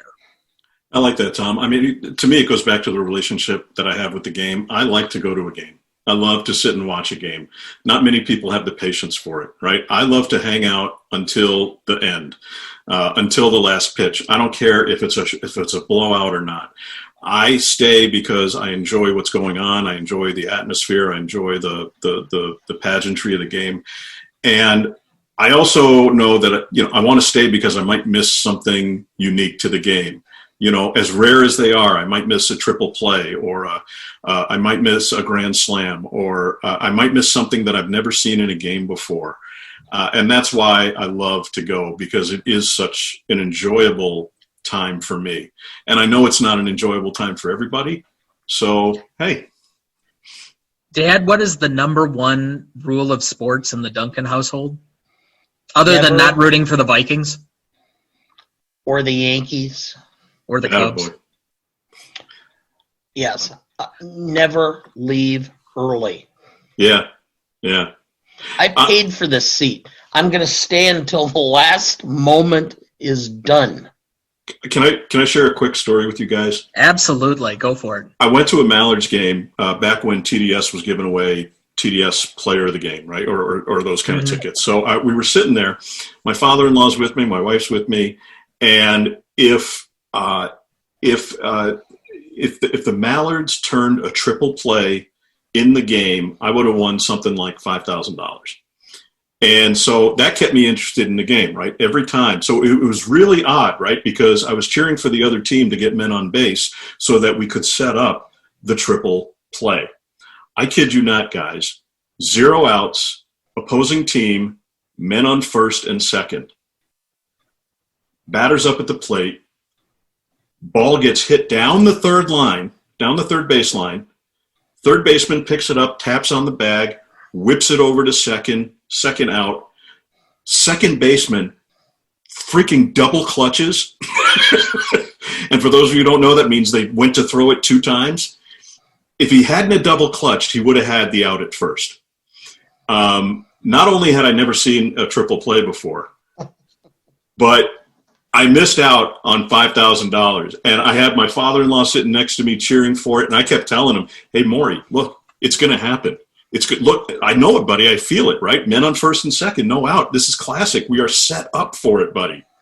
And, to this day, guys, I think that second baseman knew that he was not supposed to execute a triple play. Otherwise, they would have had to fork over $5,000. That's what I'm thinking. It was exciting to watch. So when I talk about seeing things that I've never seen before, that's what I'm talking about. Yeah. When I had graduated high school, so this would have been the summer of 2008, before I left for college, Dad decided that we needed to go on a road trip. So we went on a baseball road trip. We went to, U.S. Cellular, which I don't even think that's the name of it anymore, where the White Sox play. Went to go see the Indians in Cleveland, went up to see the Tigers, then came back around and went to Milwaukee. We didn't end up making a stop at Wrigley. But in that trip, I saw the rarest of all baseball feats. Rarer than a triple play, rarer than an unassisted triple play. The 4 consecutive homers, and I saw the only one that happened without the 3 or 4 hitters to be involved. And, at least at the time. I think it might have happened since. The White Sox did it against, I think it was the Royals. Then we went over to Cleveland, and that was the year Cliff Lee had his Cy Young run. And I think he struck out 15. Wow. Something like that. And the guy in front of us, who was an Indians fan, kept badgering him from the 4th deck, which to me made no sense. That's a guy who's overconsumed. He's not going to hear you, buddy. Then we went to Detroit for a Tigers-Orioles game that had a combined 48 runs. Yep. Wow. And came back to Milwaukee and watched CeCe, because that was the year he got traded to the Brewers for that second half. That was the year they finally made the playoffs for the first time in my lifetime. And I think he threw a 2-hit complete game shutout. So you think about some of those and those particular moments. I would absolutely agree. There has been almost no time I have left any type of live event early, and definitely not a sporting event if I can help it. Yeah, I'm trying to remember who the 4 players were for the White Sox. I know the first one. Konerko was one of them. Yep, Paul Konerko was batting 5th, and he hit the first.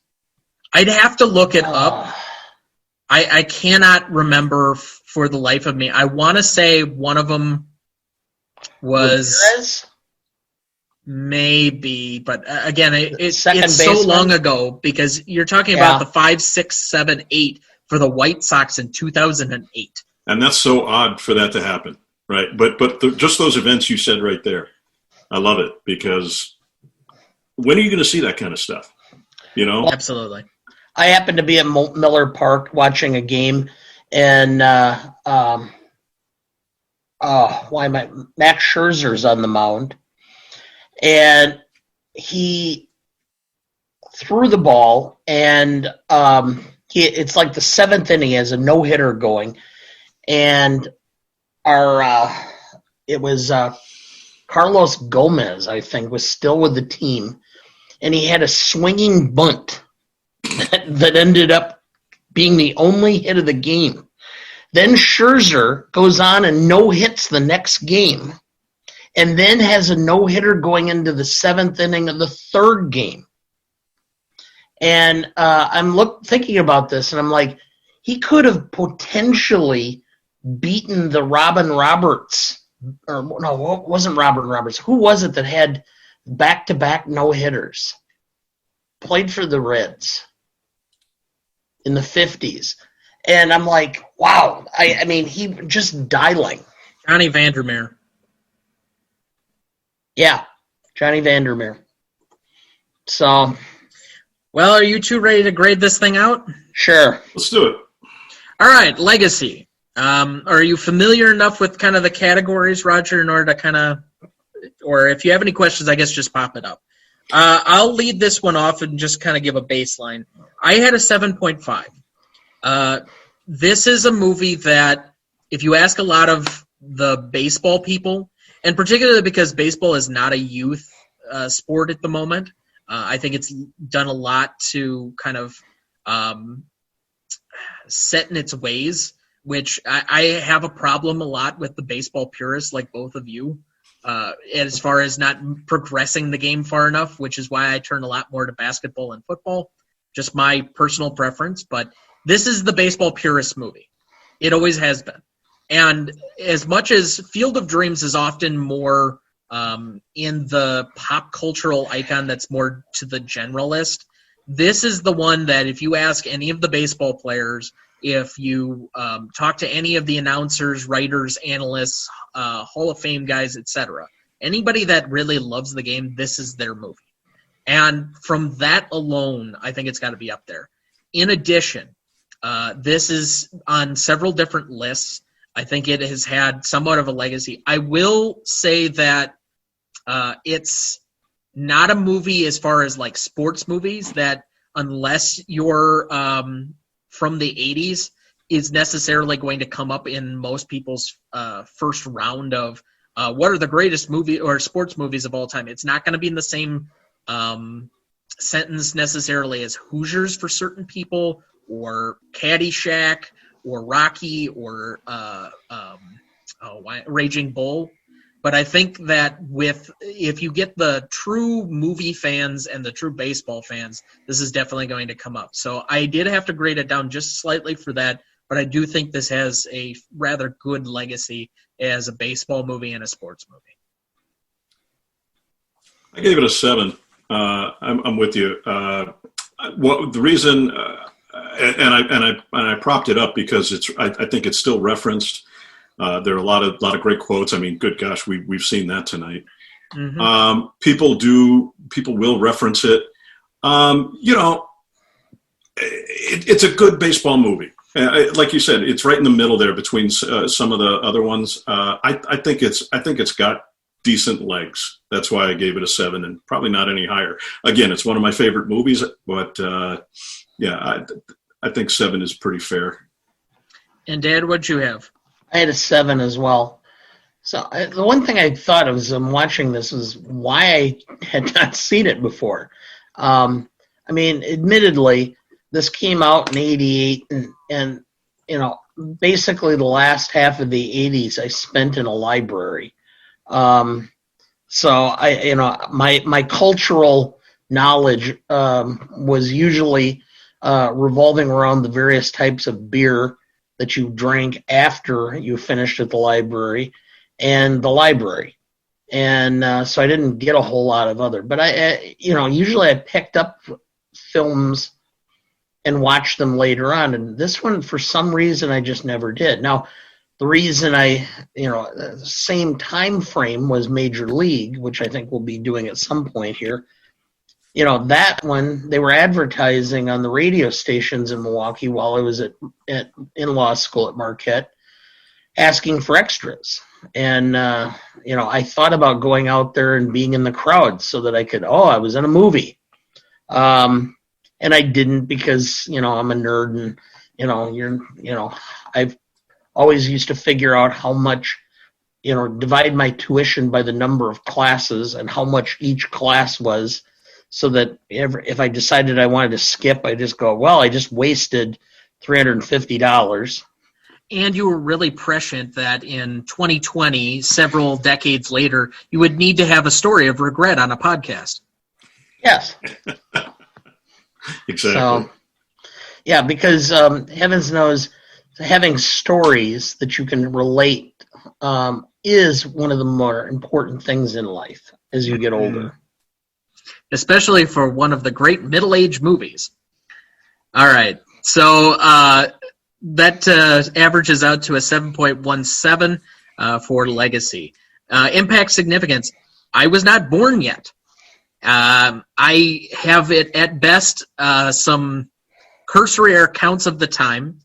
Dad was apparently in a library, so I'm going to rely a little bit on you, Roger. This might be a good one where you give us your version of events within that 5-year time frame after this movie came out. What do you think of the impact significance? I gave it an 8. I thought it was still there. It's funny because I was in the last years of my undergrad when you were in the library, Dana. I think it had some impact. I think we've talked about it from the standpoint that not only did the movie have it, but, from an actor standpoint, right, it was a good Kevin Costner flick. And it would, as you guys pointed out, he was in a lot of movies. For long term, I rated it lower, but short term, based on the criteria, I thought it had some significance. That's why I gave it an 8. And 8 might be being a little too gratuitous, but I'm going to stand firm in 8. Dad, what do you think? I had 7.5. Yeah. Okay. You want to explain? Well, I could. Yes, it's a good film and such, but for whatever reason, I think part of why I never saw it was never one that it was like everybody said, oh my God, you've got to see this film. And so to that extent, people would talk about it as being a good film and that they enjoyed it and it was well done and on. But it wasn't one of those where people said, so I go with 7, 7.5 is the minimum of people talking up a film over several years versus this is something you've got to go see. So I find this fascinating. This is now the second category in a row that I actually graded this higher than both of you. I had an 8.5. So it promotes Ron Shelton, who goes on to do quite a few other things. In the moment, he gets nominated as a sports movie for Best Original Screenplay, which I think, given the Academy normally shuts out sports movies, normally shuts out comedies, and normally shuts out horror films, the fact that you had any impact on the award season at all is significant by itself. And it cements Kevin Costner as a movie star leading man where he has this 3-year run that is, the heart of his career. From that standpoint alone, I'll give it an 8.5. Well, thank you for doing that. So that rounds it out to an even 8. The math was really easy on that one for me. So, Dad, what did you have down for novelty? This one I really struggled with. I'm going to take it out of context of what I thought about, because I mentioned the fact of Ball 4. So this was not revolutionary as far as I was concerned about telling the inside story of baseball. Okay? And I thought about that but it was always done in print. because I had grown up. I had read Ball 4. I had read The Bronx Zoo by Sparky Lyle. I had read all of these different inside accounts of what took place in the locker rooms. But it wasn't in a movie. So to that extent, I'm discounting the inside writing or the inside book and giving the movie as being somewhat realistic. Because up until then, baseball movies had been, the Lou Gehrig story. It had been The Natural. It was more bigger than life, and nobody was a hero with warts. And so to that extent, I'm going to give it an 8. Because if I divorce myself from that and just concentrate on it being a movie, it did go out there and do something very fundamental, which showed the humanity of the players. And so what was your score again? 8. 8. Okay. Roger, what did you have? I had a 7. Based on the criteria that you were listing there, I mean, it pushed a few boundaries. It did create some new conversation, but, when I think of it in the context of other movies that I've seen and other movies that I enjoy, yes, it's one of my favorites. But in this context, I think what it did for me, I said this at the beginning, I enjoyed the rawness of Costner's character, Crash, right? He's just out there and kind of a take no prisoners mentality. He's just somewhat, we think he's single dimension baseball. But I loved the more I watched it, the more I thought about the deeper themes of teaching moments and what it meant to me. So, yeah, I mean, that to me, from a novelty standpoint, it wasn't earth-shattering. 7. I think it's no coincidence that almost all of our best sports movies, our most major or memorable sports movies, are all from a period of about 1976 through about 1995, roughly, give or take. There might be a few exceptions to that. I can't think of another baseball movie or football movie necessarily or anything else that doesn't deal with a professional team. Basketball, Hoosiers deals with a high school team, and Caddyshack, is its own thing. But there is something to the premise of the lack of consequences that I already mentioned of a minor league baseball team, all of the antics, all of the stuff, because it's a harder life for minor league baseball players than you would ever think. They describe it as the glitz and the glamour of the show and the dream, but you're really living kind of a rugged life being a minor league baseball player. There's nothing else that's going to describe this. Number 2, there are not a lot of movies that have this level of dialogue. I'm going to probably spend a lot of time comparing this. I can't think of a ton of lines from Field of Dreams that are particularly memorable or that have such great dialogue as this. So from that standpoint, I find it novel. I can't think of too many other sports movies, period, that have a lot of great dialogue unless it's a couple of one-liners here or there. Obviously, Caddyshack is a little bit different, but that's catching 4 comedians all at the same time who are ad-libbing. That had nothing to do with the scripting. And finally, the other part of it is you compare it as far as written word to Major League. There is no line that's memorable out of Major League that doesn't come out of Bob Uecker's mouth. And from that standpoint alone, that means that it's a novel because this is just so well scripted for everybody that's in it. So I gave it a 7.5 for that, and that's going to keep it at that 7.5 when we average it out. But I do think this is when you nitpick. A sports movie by itself, a baseball movie by itself, a baseball movie with Kevin Costner is not novel, but you start really thinking about it a little bit, and there's enough to nitpick where you say, okay, yeah, in these ways, it's pretty novel. Well, you mentioned, professional. I can name 2 non-professional sports movies, but they both involved a major conflict. One is We Are Marshall, where they're having to overcome the death of most of the team. And the other is, and I cannot remember the name of the film off the top of my head, but it's Josh Lucas, where he's the coach at Southwestern Texas. And that's just overcoming racism. It was Texas Western. It's what's now Texas El Paso. And yes. I can't remember. It was a Disney movie, but that was a much different context. I'll give out another one. Technically, they were professional, but it's a completely different movie, A League of Their Own, yes. Which I didn't think about. But that's another one that's like early 90s when you go that Tom Hanks run that's just legendary through the mid-90s. Oh, and that, of course, is the famous line, "There's no crying in baseball." Yeah, that's going to be a pretty easy one for best line.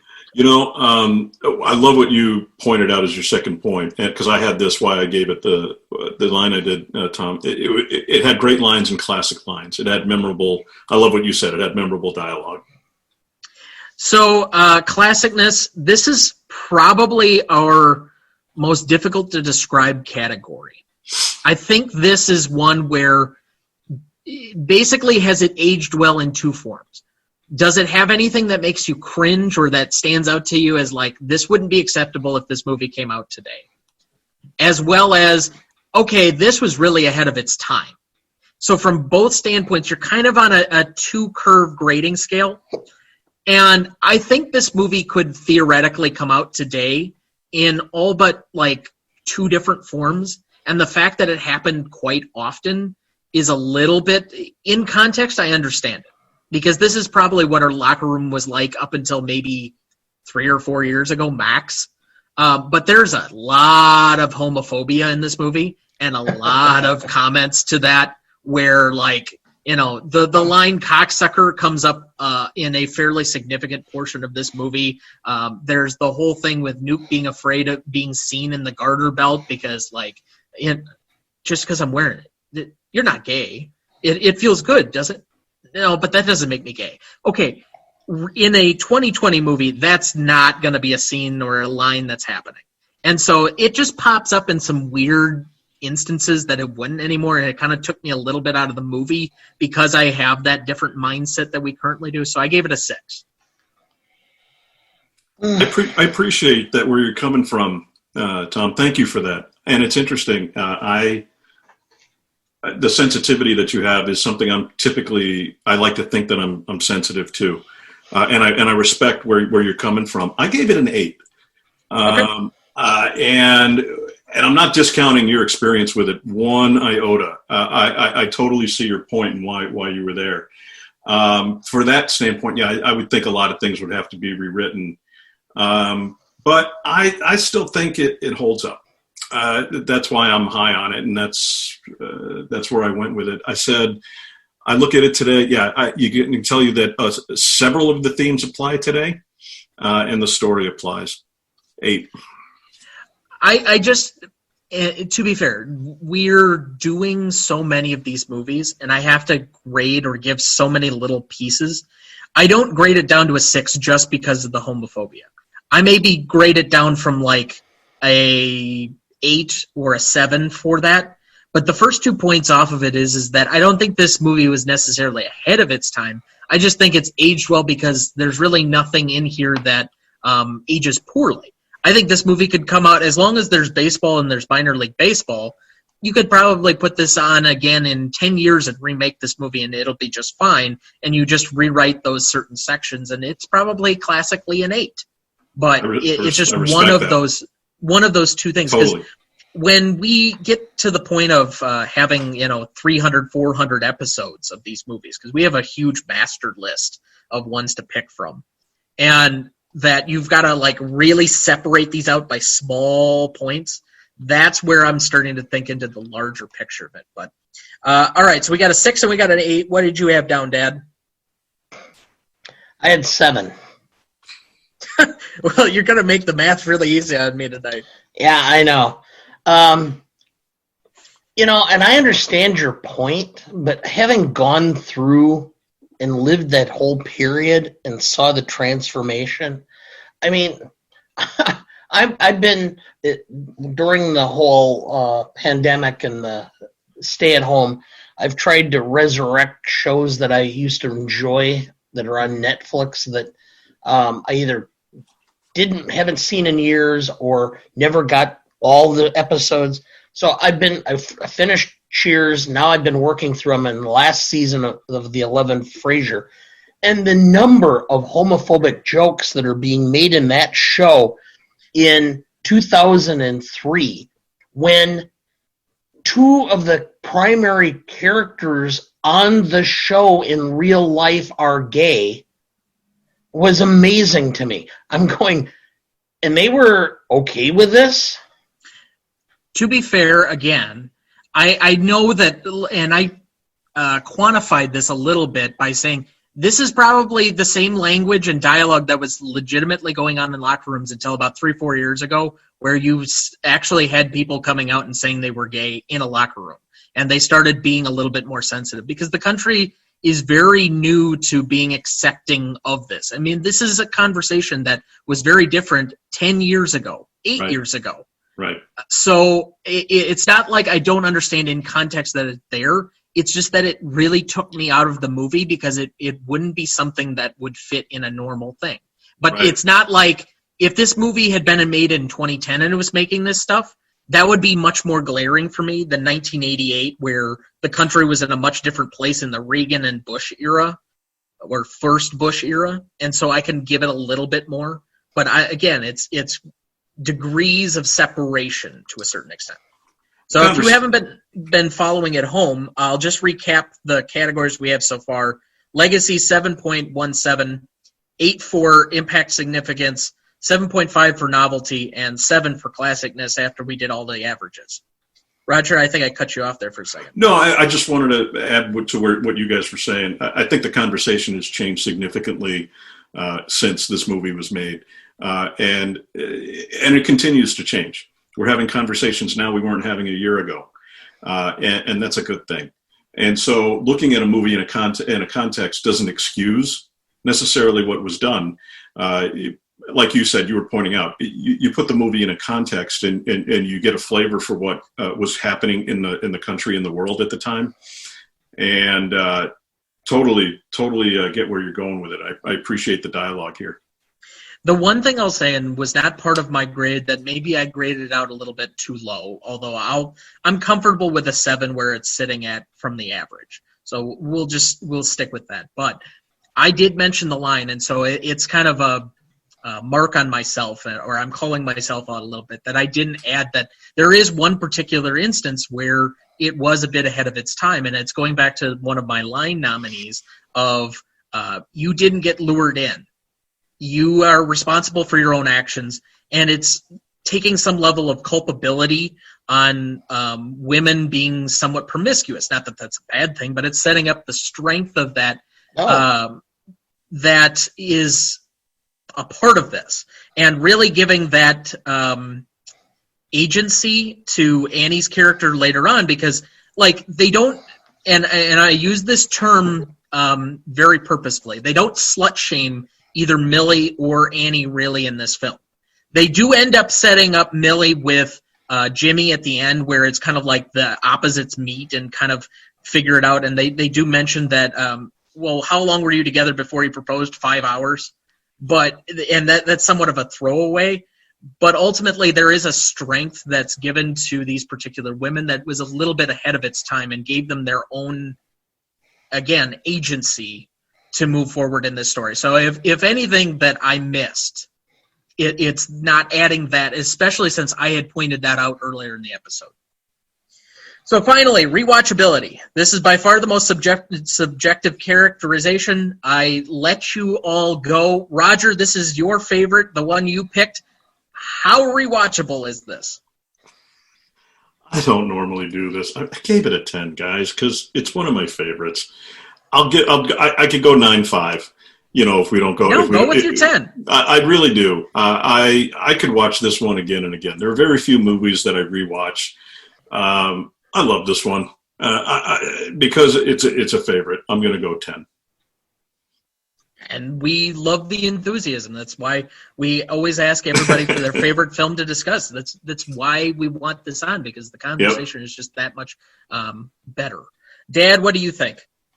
Well, I had been waffling back and forth, and I'm going to give it an 8.5. And I go above the 8 mark when it's a film that if I'm scanning through the channels and it's 9:30 at night, and I'm not quite ready to go to bed, and I just want to watch something that kind of lightens my mood or my mind for a half hour before that, I'll stop and watch this. Otherwise, this is a film that I would watch almost every year.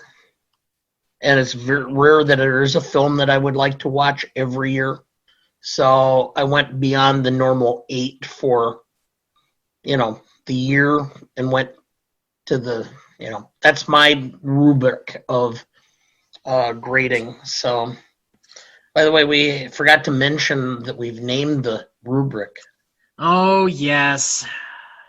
Good old Stanley rubric. You guys are hilarious. That's funny. He came up with that last week, and it's on the back episode or part of the episode. I don't know how many people listen to it that long, but we basically are going to now keep that as a trope where we watch every guest groan at that being the case. That's comedy right there. It's almost like you did it like clockwork. Oh, come on, that's a groan. Yeah, there we go. Yeah, Thank you. Okay. Thank you. Yeah, we got to give you credit for that one. Thanks, guys. Right. Big groan. I bow in the presence. I'll just keep my eyes wide shut.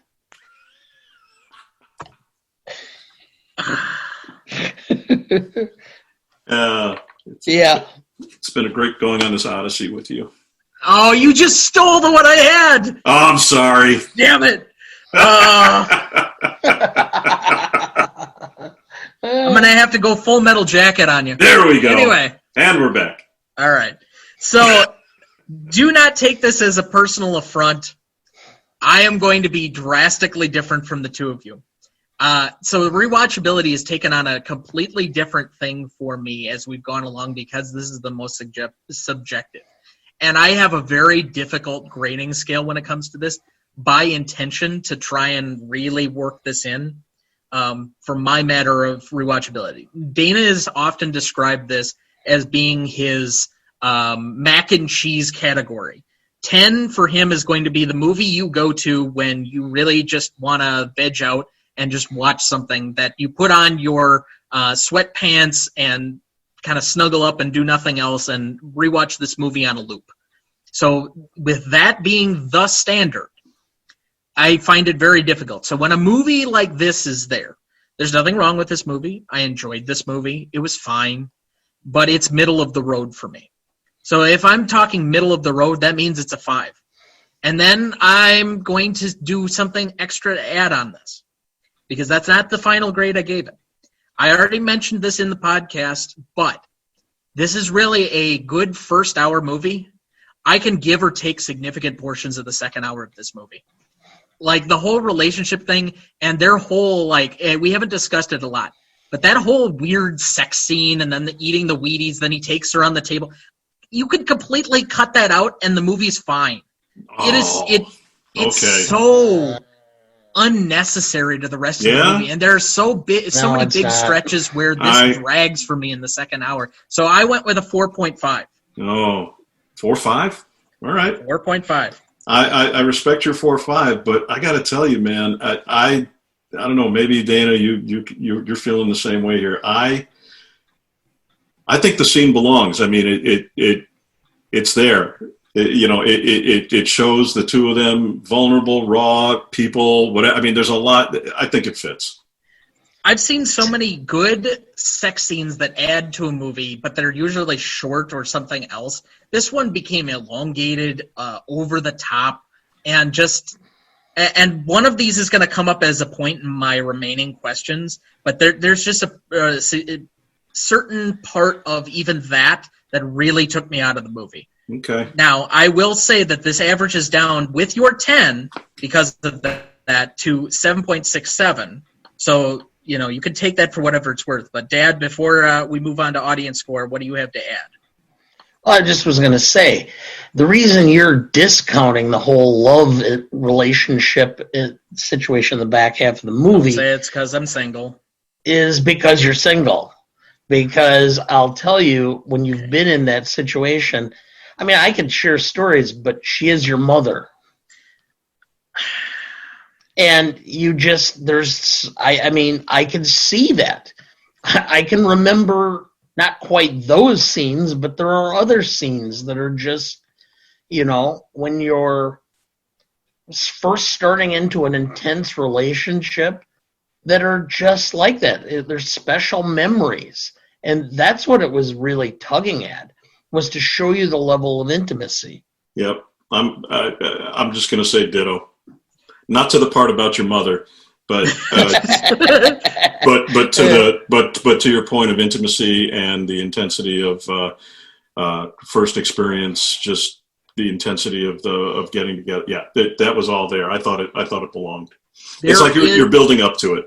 There are so many mainstream rom-coms that I'm a rom-com guy that works so much better than this. I just didn't care about their particular relationship at the end of the movie. Like, they're going to get together, but it takes on almost no meaning for me by the time that they get to that point. And so that's why it just never worked for me. I have seen very few rom-coms which really actually show that the people involved ultimately care for each other beyond a superficial level. Yeah. And you haven't watched enough good ones. I think apparently I haven't. No, I think I can tell you comparatively. I understand where you're coming from, Thomas. I do comparatively. I think in the 30 plus years since this has been made, I could probably name 10 better love scenes and all that kind of stuff. I think within the confines of the film, that's why I think it works. But yeah, I think there are much better stagings. Writing, scene angles, all that kind of stuff in terms of, love scenes.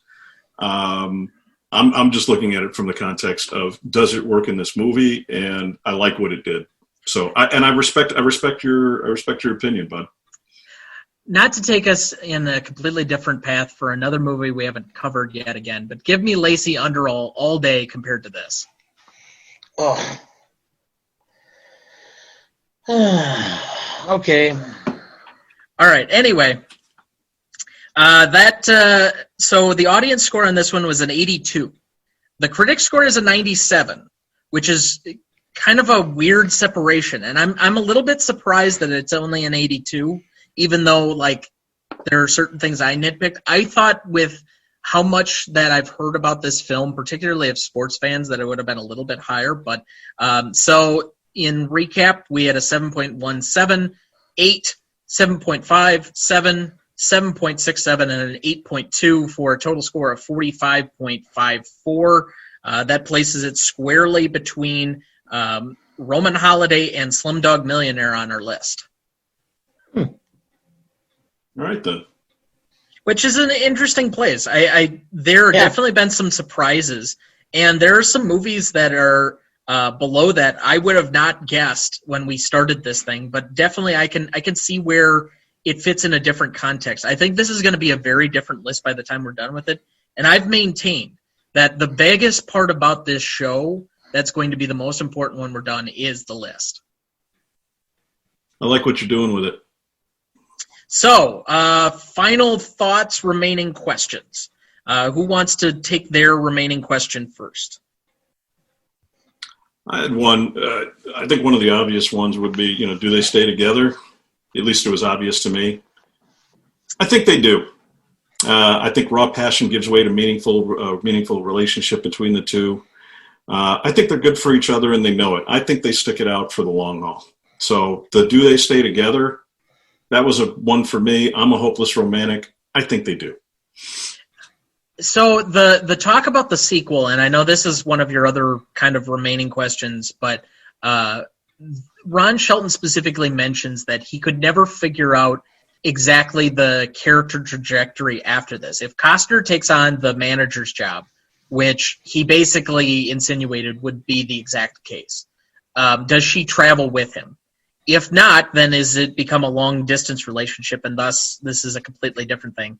And how do you possibly write in Nuke into a sequel where he's not part of it? I don't think it's possible because they're in a completely different setting unless you make it like Godfather 2 where it's two completely different stories that are at the same time, which to me doesn't work either.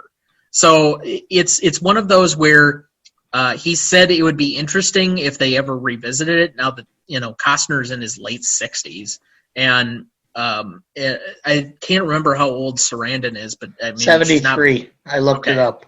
So this is, but if you went into that direction where maybe he worked himself up to a front office guy or did something else, maybe could make something out of it. But I don't think it carries the same weight. Ultimately, if you can't find a good way or a reason to tell more of the story, just leave it as is, and it's probably better. I can come up with an idea for an arc off the top of my head, which is Costner moves up. He and Sarandon end up apart. The climactic scene is the World Series. Nuke is the pitching coach for the opposing team. And it's a battle of wills, with Sarandon ultimately sitting there watching the game, and the end being that Costner wins, and he announces retirement, and he and Sarandon resurrect the relationship that fell apart due to his need to focus on managing. Wow. I buy that, but let me throw out this alternate one.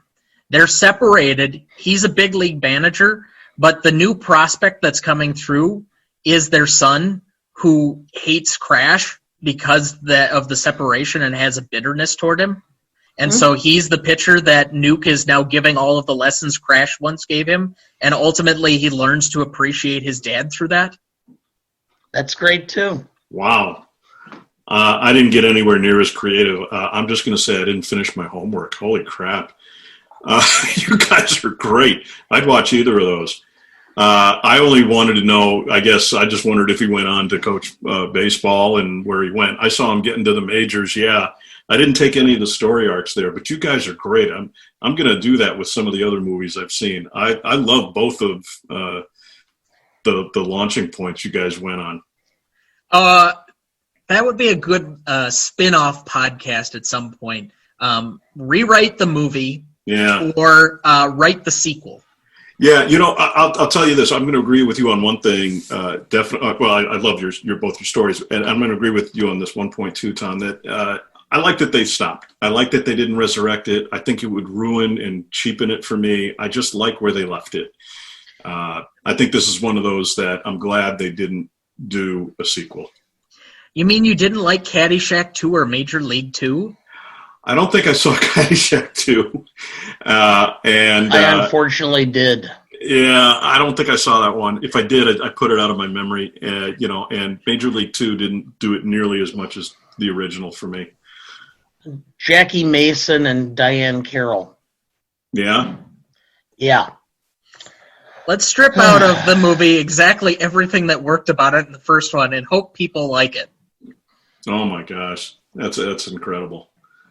Guys, this has been really fun. I've had a ball talking about one of my favorites, and I'm glad you guys gave it, this much time. It means the world to me to be able to have this kind of dialogue about movies in general. And I've learned a few things, definitely a little more about the two of you, and I've definitely learned more. You've added to my movie watching skills, seeing things in them, definitely, Dana, that I hadn't. Same with you, Tom. I really appreciate this. I want to thank you both for having me on the podcast. Yeah, thank you, Roger. Yeah, thanks, Roger. I mean, this was enjoyable. I mean, Tom and I are just two putzes who, have spent our lives watching movies. I started watching movies as a small child with my dad, who was a huge movie buff.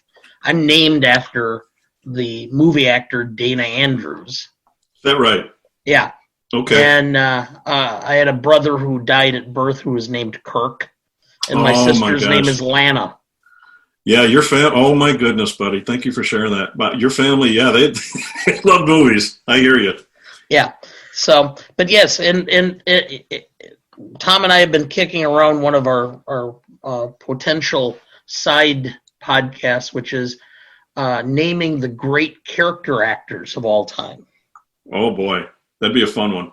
Yeah. I'm not as familiar with character actors, but that's one of those when they're pointed out, you really appreciate their performances. I think you would be, depending on what our definition of a character actor is, but I think that's one we're going to save for special parts of the podcast. But this is probably, I have a couple of other remaining questions. If you're curious, I'll throw them up on the blog. As always, there's a special page on my particular blog that's always in the show notes, as well as a link to the full list that we have up on the website, all 35 movies up to this point, and that'll continue going as we add new particular shows. But we've been going roughly about 2.5 hours, so I think at a certain point we need to kind of cut this a little bit down and give people something to move on to. I don't know how much they're going to want to spend too much more time with the three of us, but it's been absolutely wonderful. Roger, where can people find you to see more about your work, or just if they enjoyed your musings, at least be able to converse with you further? Yeah, you can find me at www.rogerwolkoff.com. That's ROGERWOLKOFF.com. And thanks for being on. Hopefully we can do this again at a different time. I know you had a couple other ones that you wanted to potentially do or revisit. One of them is a particular interesting one for me, which we haven't gotten into yet, but it's the realm of animation. I won't mention what the movie is, but that's going to be an exciting part as we kind of expand the show for season 2 potentially. So I wish we could talk longer, but I'm expecting a friend for dinner. Next week, we'll be back with a different guest. I have not figured out which one. We have about 3 or 4 really good ones chomping at the bit to try and get on the show, which we appreciate. If you'd like to email the show or get in contact with us, that is the greatest all-time movie podcast at gmail.com. That's all one word, greatest all-time movie podcast at gmail.com. The Greatest Movie of All Time is a production of Ronnie Duncan Studios. Our show is mixed, edited, and written by Thomas Duncan. Our music is thanks to Purple Planet Music. Our technical advisor and distributor is Anchor FM.